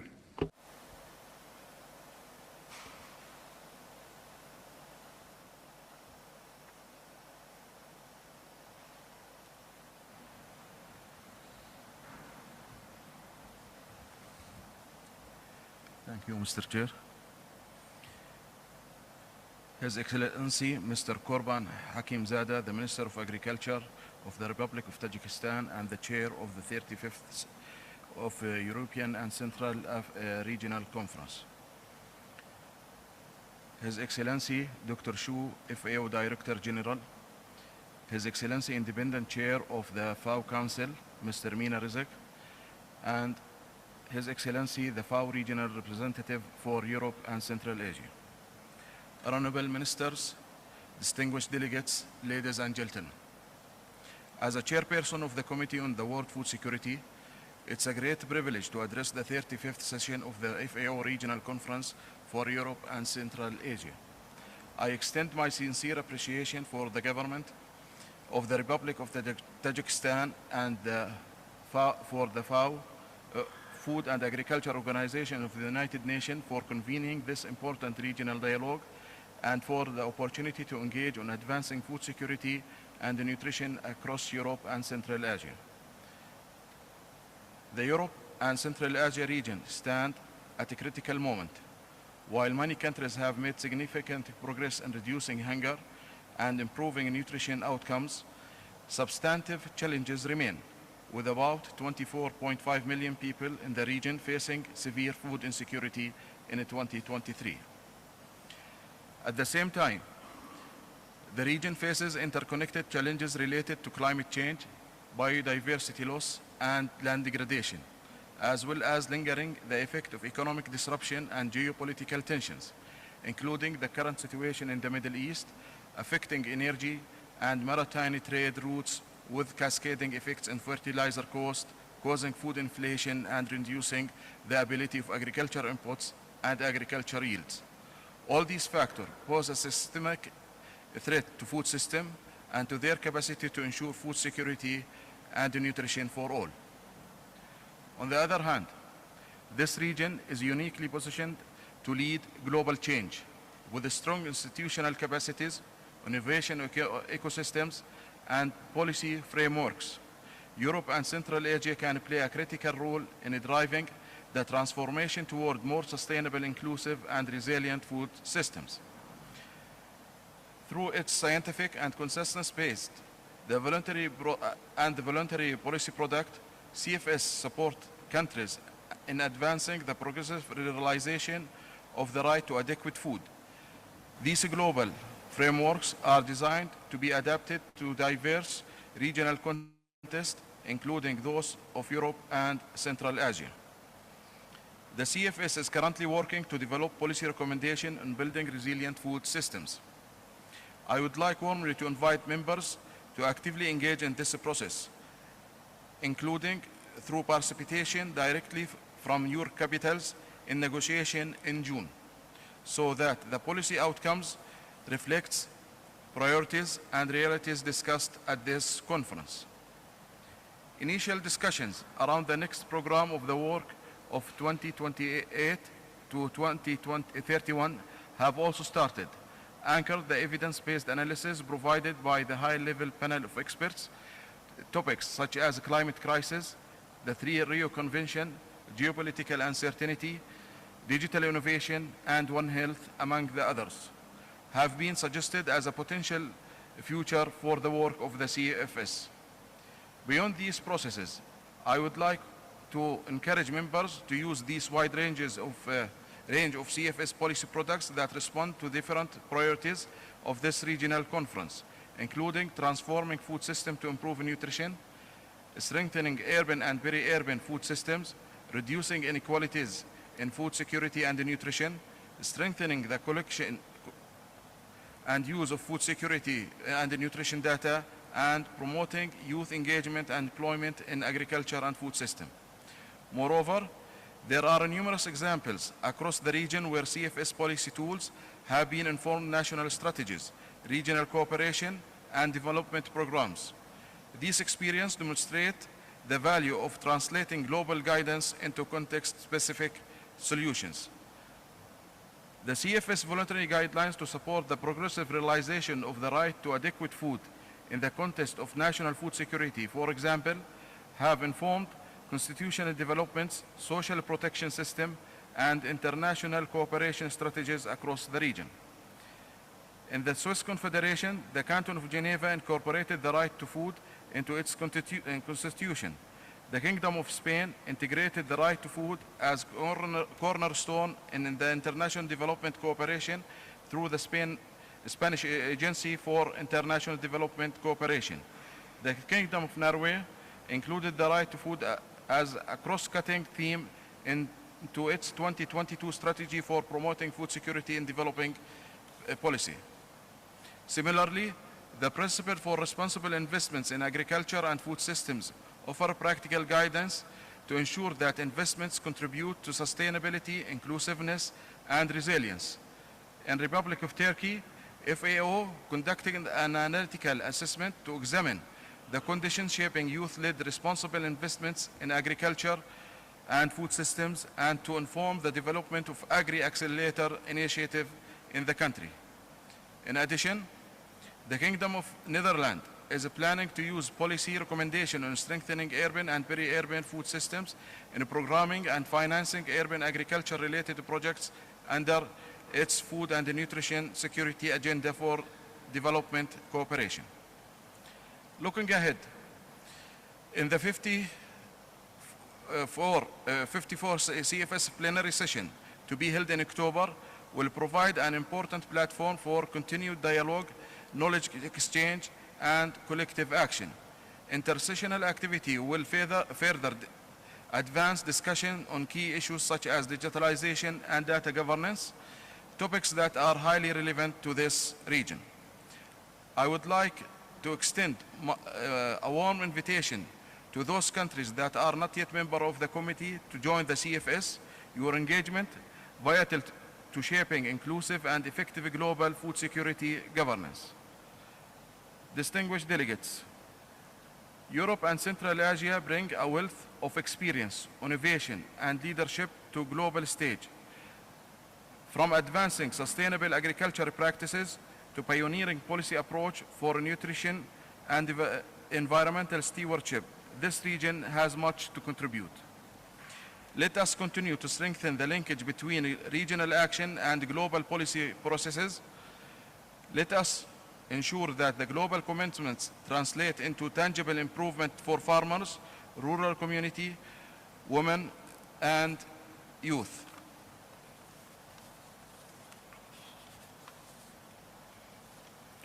And let us work together through inclusive, evidence-based, and cooperative approaches to build agri-food systems that deliver food security and nutrition for all. And thank you.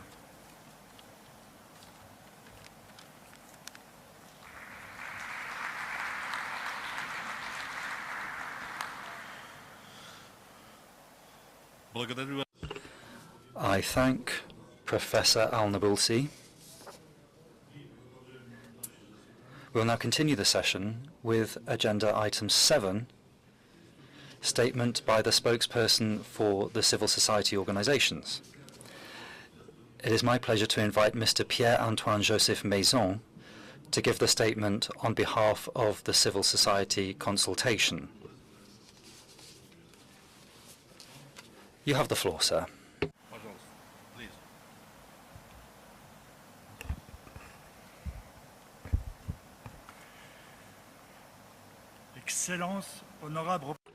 Excellencies, honourable representatives of member countries, distinguished participants, ladies and gentlemen. I am a farmer who works in the mountains in France, and I'm here to represent the people of Central Asia and Europe on food security. We're taking the floor here as small-scale farmers and food producers, peasants, pastoralists, fishers, indigenous peoples, agricultural workers, consumers, women, youth, and rural communities across the region, Europe and Central Asia. We come from different realities, but we are united by a common concern. Food systems are in deep crisis, while the people who feed communities are all too often excluded from the decision-making processes that shape their future. We recognize the efforts of FAO to address challenges related to food security, climate change, biodiversity loss, animal diseases, and rural development. However, we must also state clearly that technical solutions alone are not enough to overcome these crises. The problems we face are deeply social and political in nature. Across our region, we are witnessing growing land concentration, increasing corporate control of food systems, rising food insecurity, destruction of biodiversity, criminalization of activists, and shrinking democratic space for civil society participation. Too often, small-scale food producers are treated merely as beneficiaries of projects rather than as political actors and rights holders with knowledge, experience, and solutions.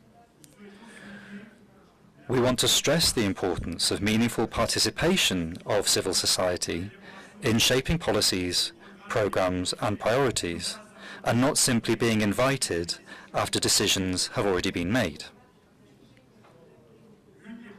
One of the major gaps we see in regional discussions is the insufficient attention given to agrarian reform and land rights.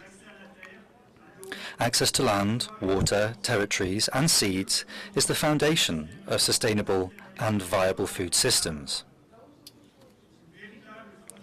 A genuine agroecological transition cannot happen without a profound democratization of access to land, water and territories. We therefore call on FAO and governments across the region to follow up on the outcomes of the International Conference on Agrarian Reform and Rural Development, ICARD +20, and to support the 4 Rs: recognition of collective rights, restitution of illegally taken lands and territories, active redistributive policies, and democratic regulation of land, water and territories. We also want to emphasize that agroecology must not be treated as a slogan, but as a real political and economic transition. Agroecology means reducing dependence on chemical fertilizers and pesticides, protecting local seeds and animal breeds, strengthening territorial markets, supporting diverse local production systems, and defending mixed farming and livestock systems, pastoralism, and extensive livestock systems. In other words, it means placing care for people and the planet above profit. In all these areas, we call on the participants of this conference, especially member states and the private sector, to take urgent action and actively support small-scale food producers who are already implementing agroecological practices. In discussions around the One Health approach and transboundary animal diseases, we agree that the health of people, animals, and the environment are interconnected. However, we cannot ignore the root causes of these crises. Industrial agriculture, industrial fisheries and aquaculture, intensive livestock systems, long-distance transport of animals, ultra-processed foods, and ecosystem destruction all contribute to growing health risks. Public veterinary and healthcare services must be strengthened, while also supporting small-scale and agroecological production systems, not merely protecting industrial trade models. We also want to draw attention to the devastating impact of wars and militarization on rural communities. Food and water must never be used as weapons of war. Small-scale farmers, peasants, pastoralists, fishers, indigenous peoples, and rural workers are among the first victims of conflicts, displacement, and rising energy and food prices. At the same time, we are deeply concerned that financial resources are increasingly being diverted away from social protection and agriculture towards militarization. We express our solidarity with all communities affected by wars, occupation, criminalization, and repression. We call for the protection of human rights defenders, indigenous activists, and civil society representatives throughout the region. We especially call for the immediate release of 3 of our women and mothers who are currently imprisoned, Daria Yegoreva and Natalia Leongart in Russia, as well as Ezra Ishik in Turkey, for defending their rights to land and food sovereignty. We recall that 2026 is the International Year of Female Farmers.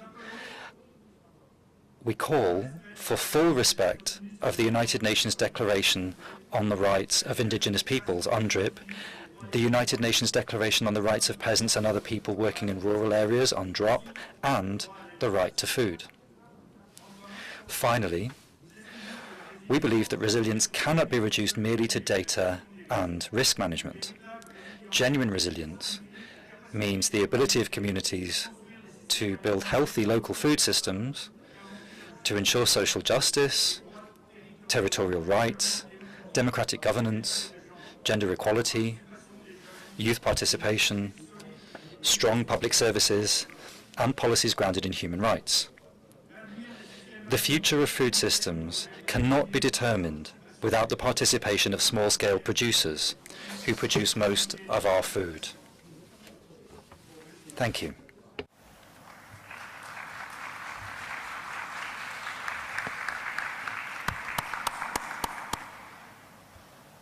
Thank you very much, Mr. Mason. The next agenda item is item 8, statement by the spokesperson of the private sector. It is my pleasure to invite Mr. Sanovar Ayubavoto to deliver his statement on behalf of the private sector. You have the floor.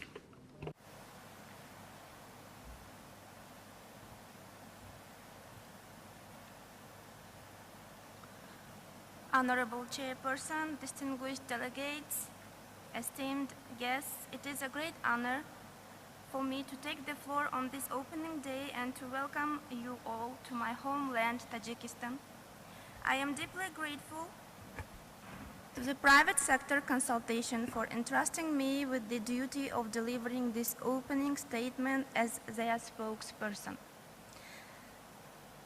I'm a co-founder of Lean Solutions company based in Tajikistan. Together with our team, we work across Central Asia, implementing best practices in manufacturing for heavy industry, pharmaceuticals, textiles, and agri-food systems. Our mission is to design projects along the entire value chain, integrating not only functions but also scales and interests of governments, international institutions, the private sector, and communities into scalable solutions. Success in Central Asia comes from resilience and long-term commitments. It requires a deep immersion into the culture and mentality of the region to truly understand that what sustains our societies is the density of trust between people, the networks they build across differences, the norms of reciprocity that emerge when communities know each other well enough to rely on one another, and the civic habits that quietly accumulate into a foundation a society can lean on. We are deeply concerned with the challenges of climate change, the ethics of doing business, conscious consumption, and the minimization of carbon footprint. I remember that over many years, despite the crises in our country, my father always placed sincere trust in the actions of our national leader, affirming that he is a leader of remarkable resilience and strategic vision. This is how trust works, and we can see that the sense of responsibility not only for his own nation, but also for humanity as a whole is expressed in the long-term values he stands for, including on the international stage. The water agenda has become the calling card of Tajikistan. Policies addressing climate-related risks such as water scarcity, forest fires, dust and sandstorms are of paramount importance as they further deepen the vulnerability of agri-food systems through climate change, biodiversity loss, and land degradation. Agriculture is humanity's oldest activity and remains the most vital sector of any nation, even with the technological lead held by some over others. FAO, as an institutional organization in agriculture, has accumulated a vast knowledge throughout its history, which helps both farmers in Tajikistan and one in Sri Lanka to learn risks and opportunities. It is time to combine FAO's global expertise and convening role with the private sector's on-the-ground experience. The sector must better demonstrate its scalability and business value. Enough of isolated pilot projects. We need to move towards comprehensive, full-scale actions that encompass the interests of all market players and create socially sustainable, institutionally strengthening programs for the real economy. Agri-food challenges are no longer independent but interact with each other. The growing role of regenerative agriculture, tackling overproduction and introducing practices of responsible consumption, It is not enough to produce. It is equally important to distribute fairly and to maintain adequate stocks of key food commodities. A better understanding of labor dynamics with a strong focus on women's empowerment, particularly in dairy value chains, and addressing the challenges of finding a qualified workforce in agriculture. Young people need motivation to engage in this sector. Climate preservation is a concern on the global agenda for decades. Climate adaptation is impossible without financial transformation. This means that the financial architecture must evolve so that resilience becomes its core, not a separate segment. Mechanisms for insurance and overcoming the vulnerability of food systems must be prioritized. The fragmented structure of existing early warning and risk monitoring systems, data gaps, and the lack of disaggregated data, especially regarding vulnerable groups, stand out as a major barriers to resilience capacity. Working along the value chain, we inevitably confront raw material dependency. Let us contribute to the resilience of family farms and fields so that the number of supplies grows and agriculture transforms from a forced way of life into reliable investment capital. One form of capacity building can be decentralized engagement, improving access to markets and finance through stronger cooperative structures, inclusive multi-actor partnerships, delivering locally owned outcomes with particular emphasis on the central role of farmers, organizations, and cooperatives. This will also be crucial in clearly informing about risks linked to the rising production costs for farmers who remain vulnerable to disruption in key input market. The next challenge is ensuring the availability of sufficient data. Today, thanks to technology, we have all the tools for collecting and processing information to identify imbalances between food deficits and surpluses, as well as gaps in sectors requiring investment and special efforts. The challenge lies only in adapting these tools to local digital and infrastructural capacities. Innovative approaches achieve this by creating value for every link in the chain. As logisticians, lawyers, and buyers all emphasize, we must move towards a more flexible, incentive-based approach that better reflects market realities and stakeholder needs. Digitalization can become a key enabler, provided it is supported by the right incentives for farmer uptake, safeguards around data ownership, and growing attention to land governance. Here, an infinite variety of solutions opens up.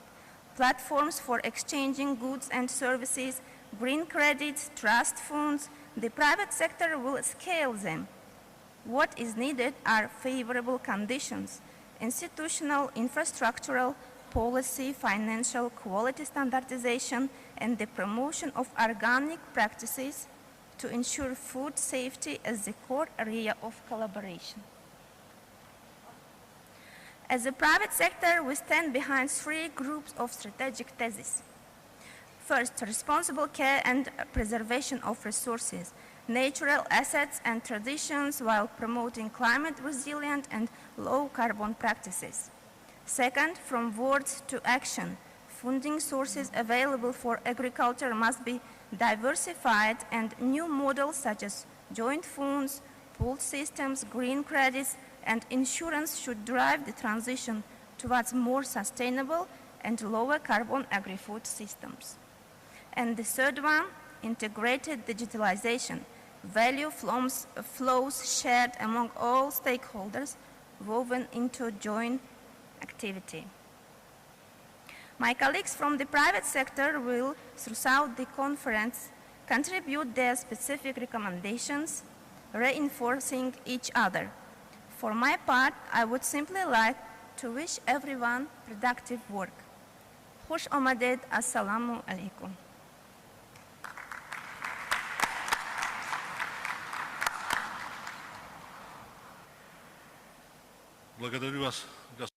I thank Ms. Ayubova for her statement.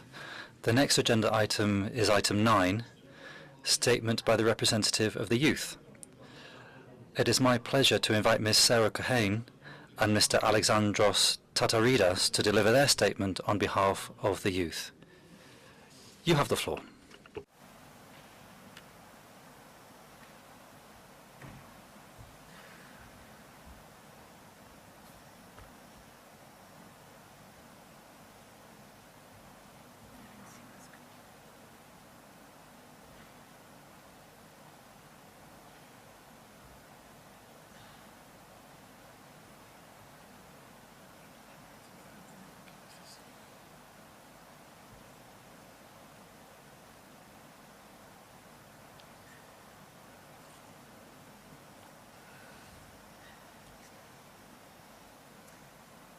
Excellencies, distinguished delegates, colleagues, and partners. We speak on behalf of the young people of Europe and Central Asia, farmers and pastoralists, fishers and foresters, researchers and entrepreneurs, workers, innovators, community leaders, and also consumers. From rural villages to growing cities, from the Caucasus to Central Asia, from the Balkans to Western Europe. We are a central part of our agri-food systems because we produce, we innovate, and we also drive change. We are very grateful to be present today at this policy space. Today, for the first time, youth representatives are formally presenting a youth statement at the FAO Regional Conference for Europe. A statement that carries the voices, the lived experiences, and recommendations of young people from across the region. This is not a symbolic gesture, it marks the start of a structural shift. Over the past months, we gathered voices from more than 30 countries through a consultative process that included a survey and also a virtual consultation. Grounded in FAO's strategic framework and its commitments to the four betters, and building on the region's priorities and the UN Food System Summit +4 youth process, we have identified 6 priority areas where transformation is most urgently needed and where meaningful youth engagement can have the greatest impact. The first one being governance and civic space. Youth representation in agri-food policy making across the region remains critically low, with insufficient mechanisms connecting their contributions to final decisions. Structural inclusion is a requirement, not a supplementary measure. We therefore call for formal youth advisory bodies with clear mandates, inclusion and accountability mechanisms in every member country, continuous youth participation and engagement anchored at local and sub-national levels because agri-food systems are lived locally, and dedicated seats for those most often excluded, which are rural young women, indigenous youth, migrants, and those facing socioeconomic barriers. The second priority area is resilience and crisis response. We are living through overlapping crises and shocks. These pressures are converging and the systems meant to respond remain fragmented and insufficient. We therefore call for investment in climate-resilient infrastructure, water systems, and early warning mechanisms to make youth involvement in the sector more risk-tolerant. We ask for agricultural insurance and emergency financial support to be made accessible to young and newly established producers without collateral requirements or complex procedures. For inclusion of young people in coordination systems before crises occur, because resilience cannot be built in the middle of disruption, and the support for direct producer-consumer linkages that strengthen local food economies and reduce import dependency. And moving to the third priority area, the value chains. Young people face structural barriers in entering agri-food value chains. Primary production, the most accessible entry point, is also the least rewarded segment. 63% of survey respondents identified low wages and limited income potential as the top 2 barriers.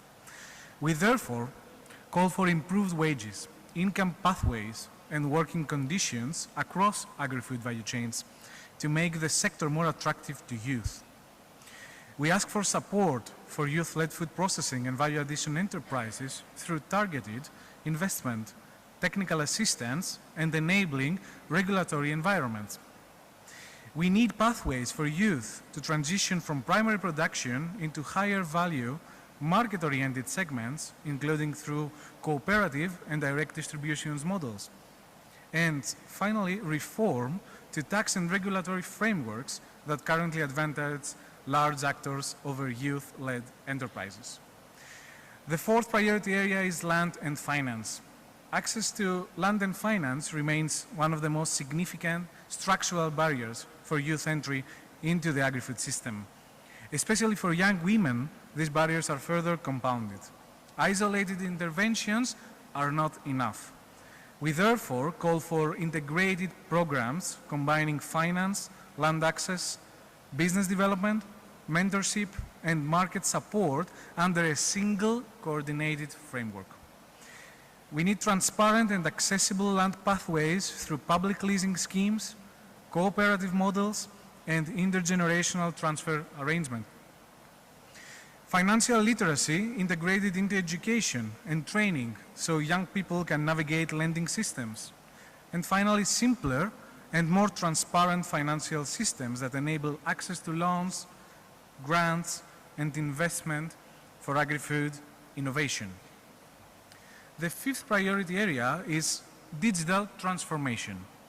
Digital tools are frequently presented as the solution, but our consultative process revealed something more fundamental. The strongest driver of digital transformation in agri-food systems is not connectivity, funding, or skills only. It is inclusion in decision-making. We therefore call for investment in rural digital infrastructure and connectivity with priority for Central Asia and remote Eastern European contexts. We ask for accessible, low-cost, and offline-compatible tools that function without high-speed Ethernet. We need dedicated programs to address the gender-digital divide in rural and remote areas. Practical value chain-oriented digital skills embedded in agricultural education and training, and finally, ethical frameworks for data and artificial intelligence that protects the rights of small-scale producers and indigenous peoples developed with youth and not only for them. The final priority area is food, environments, and nutrition. Young people understand the drivers of unhealthy diets. The issue is not awareness. Agri-food systems are structured around profit rather than people, affecting affordability. Young people, therefore, demand healthier food environments. We finally call for binding restrictions on the marketing of ultra-processed foods. Investment in nutrition and agri-food systems education that connects production, consumption, and policy across the full value chain. And finally, support for youth-led initiatives that promote local, diverse, and more sustainable food environments. We honor the work that preceded us and the pathways opened by those who came before. From this legacy, we present concrete proposals for action today. We issue a strong call for joint action to FAO, to its members, to civil society, and to the international cooperation community. Across all 6 thematic areas, one consistent finding emerges. Young people are already contributing to agri-food systems, but those contributions are not yet reflected in the structures where decisions are made. As you endorse the regional agenda and priorities for the 2026 and 2027 biennium and beyond, we ask that these recommendations inform more inclusive and effective agri-food policies. The presentation of the youth statement today marks a promising first step. This is, however, only a starting point, not an outcome, as meaningful inclusion requires embedding youth voices into every stage of the process. The evidence is clear, the recommendations are on the table, and the decision is yours. Thank you.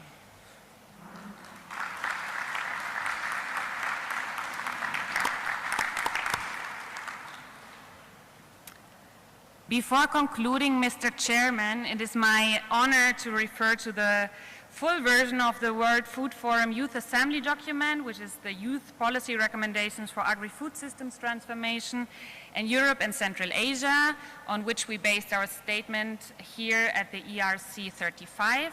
And also please allow me, together with two more youth representatives, to the 35th FAO Regional Conference for Europe, and also on behalf of all the other participating youth networks and organizations, to hand these recommendations over to you as a contribution from the youth of Europe and Central Asia to the discussions of the ERC35. Delegations may also wish to consult this full text in the exhibition area, where we have additional copies as well as the QR code for the digital version of the document. Thank you.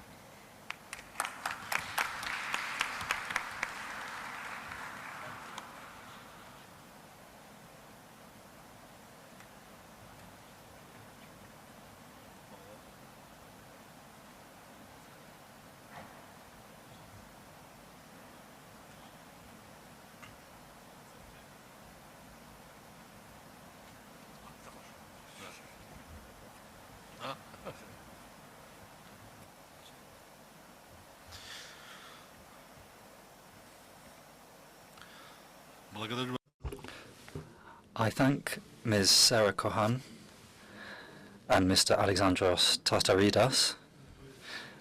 The next item on the agenda is item 10, statement by the spokesperson of the science, research and academia sector.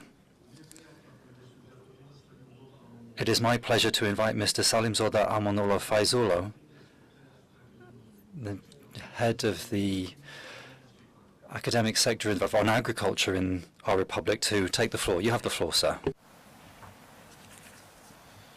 Mr. Chairperson,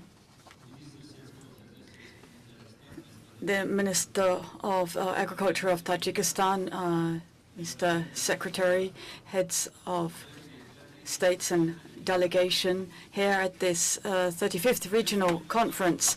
At the outset, let me thank the organizers for this invitation and this chance to address such a representative expert community. Taking part in a conference of such high level is a great honor for me and for the entire scientific and academic community in Tajikistan. Today, the world's food systems are facing unprecedented pressures with climate change, biodiversity, land degradation, and growing populations. And traditional agriculture methods are exhausting their potential. And so if we want food security, we need not just change, but we need accelerated change. And the catalysts here could be three interlinked elements: science, innovation, and investment. And resolving these interlinked problems of climate, biodiversity, and land require us to adapt to the impact of climate change. But this can't be done through a siloed policy. It requires cooperation. It requires us to develop our institutes, to integrate them, and to use all data from different sectors, all areas of scientific potential at our hands. We need to develop digital innovation based on data, distance probing, artificial intelligence, and using early warning systems and take anticipatory and preventive evidence-driven action. We would ask you to all join in our work on soil health as part of our comprehensive climate and adaptation policy. We also call on governments to invest actively to support the academic community and to support training schools for farmers. These are important mechanisms for scaling up climate resilient and sustainable practices among farmers, among women and youth. We need to use innovative scientific laboratories to test and to optimize our strategies and to ensure real benefits. Academia and science and the research stresses that Sustainability of our agri-food systems requires robust, data-driven measures. Our universities, our research institutes are ready to use their analytical skills to develop common national methods to assess the impact of agricultural disasters and to implement new practices using data. Our community is a major partner for translating climate sustainable practices into reality. And transforming agri-food systems is limited by inclusive financing. Our sector has unique potential for ensuring the needed work here. We can carry out comprehensive analysis of financing and costs to come up with policies that will promote nature-driven solutions. To expand financial inclusion and investment, we need to work with business consultants and to reinforce financial literacy among our farmers, women, and youth. We make our knowledge available also when it comes to using AI and digital tools. We call for a policy of equal cooperation across the scientific community based on common standards and monitoring green financing and ensuring that it is focused on sustainable transformation of agri-food systems. Also, we need, first of all, to make more active use of institutional agreements and platforms such as FAO and its science and innovation platforms to come up with technical solutions, especially in digitizing the agri-food sector and climate adaptation. Second, we need to integrate traditional knowledge in our research and to strictly respect the principle of leaving no one behind. And what we ultimately need are sustainable agri-food systems that are data-driven and based on innovation and close cooperation between science, the politicians, and farmers. Thank you. I thank Mr. Faizulo. Ladies and gentlemen, distinguished delegates, heads of delegation, this concludes our session for today. Now I will give the floor to our Secretary for further logistical announcements. With this, members of delegations, I'd like to invite all of you to an unforgettable ceremonial dinner today on behalf of the government of Tajikistan, where you will see the masterpieces of Eastern architecture, and also you'll hear some of our national music, national classical music and dance that you will also see. So please come. Thank you. Thank you, Mr. Chairperson.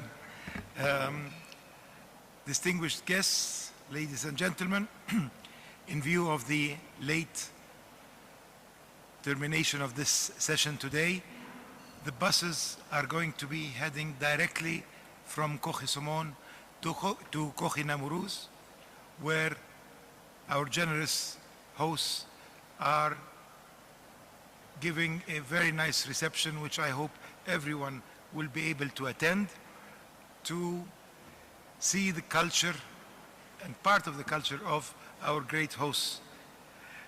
So the buses are going to be available on the left side as you leave this complex, and will take us directly to Cohinamuruz. Tomorrow, we start early. Buses are going to take us from the hotels where we're residing, as they have done this morning. We start early in the morning tomorrow at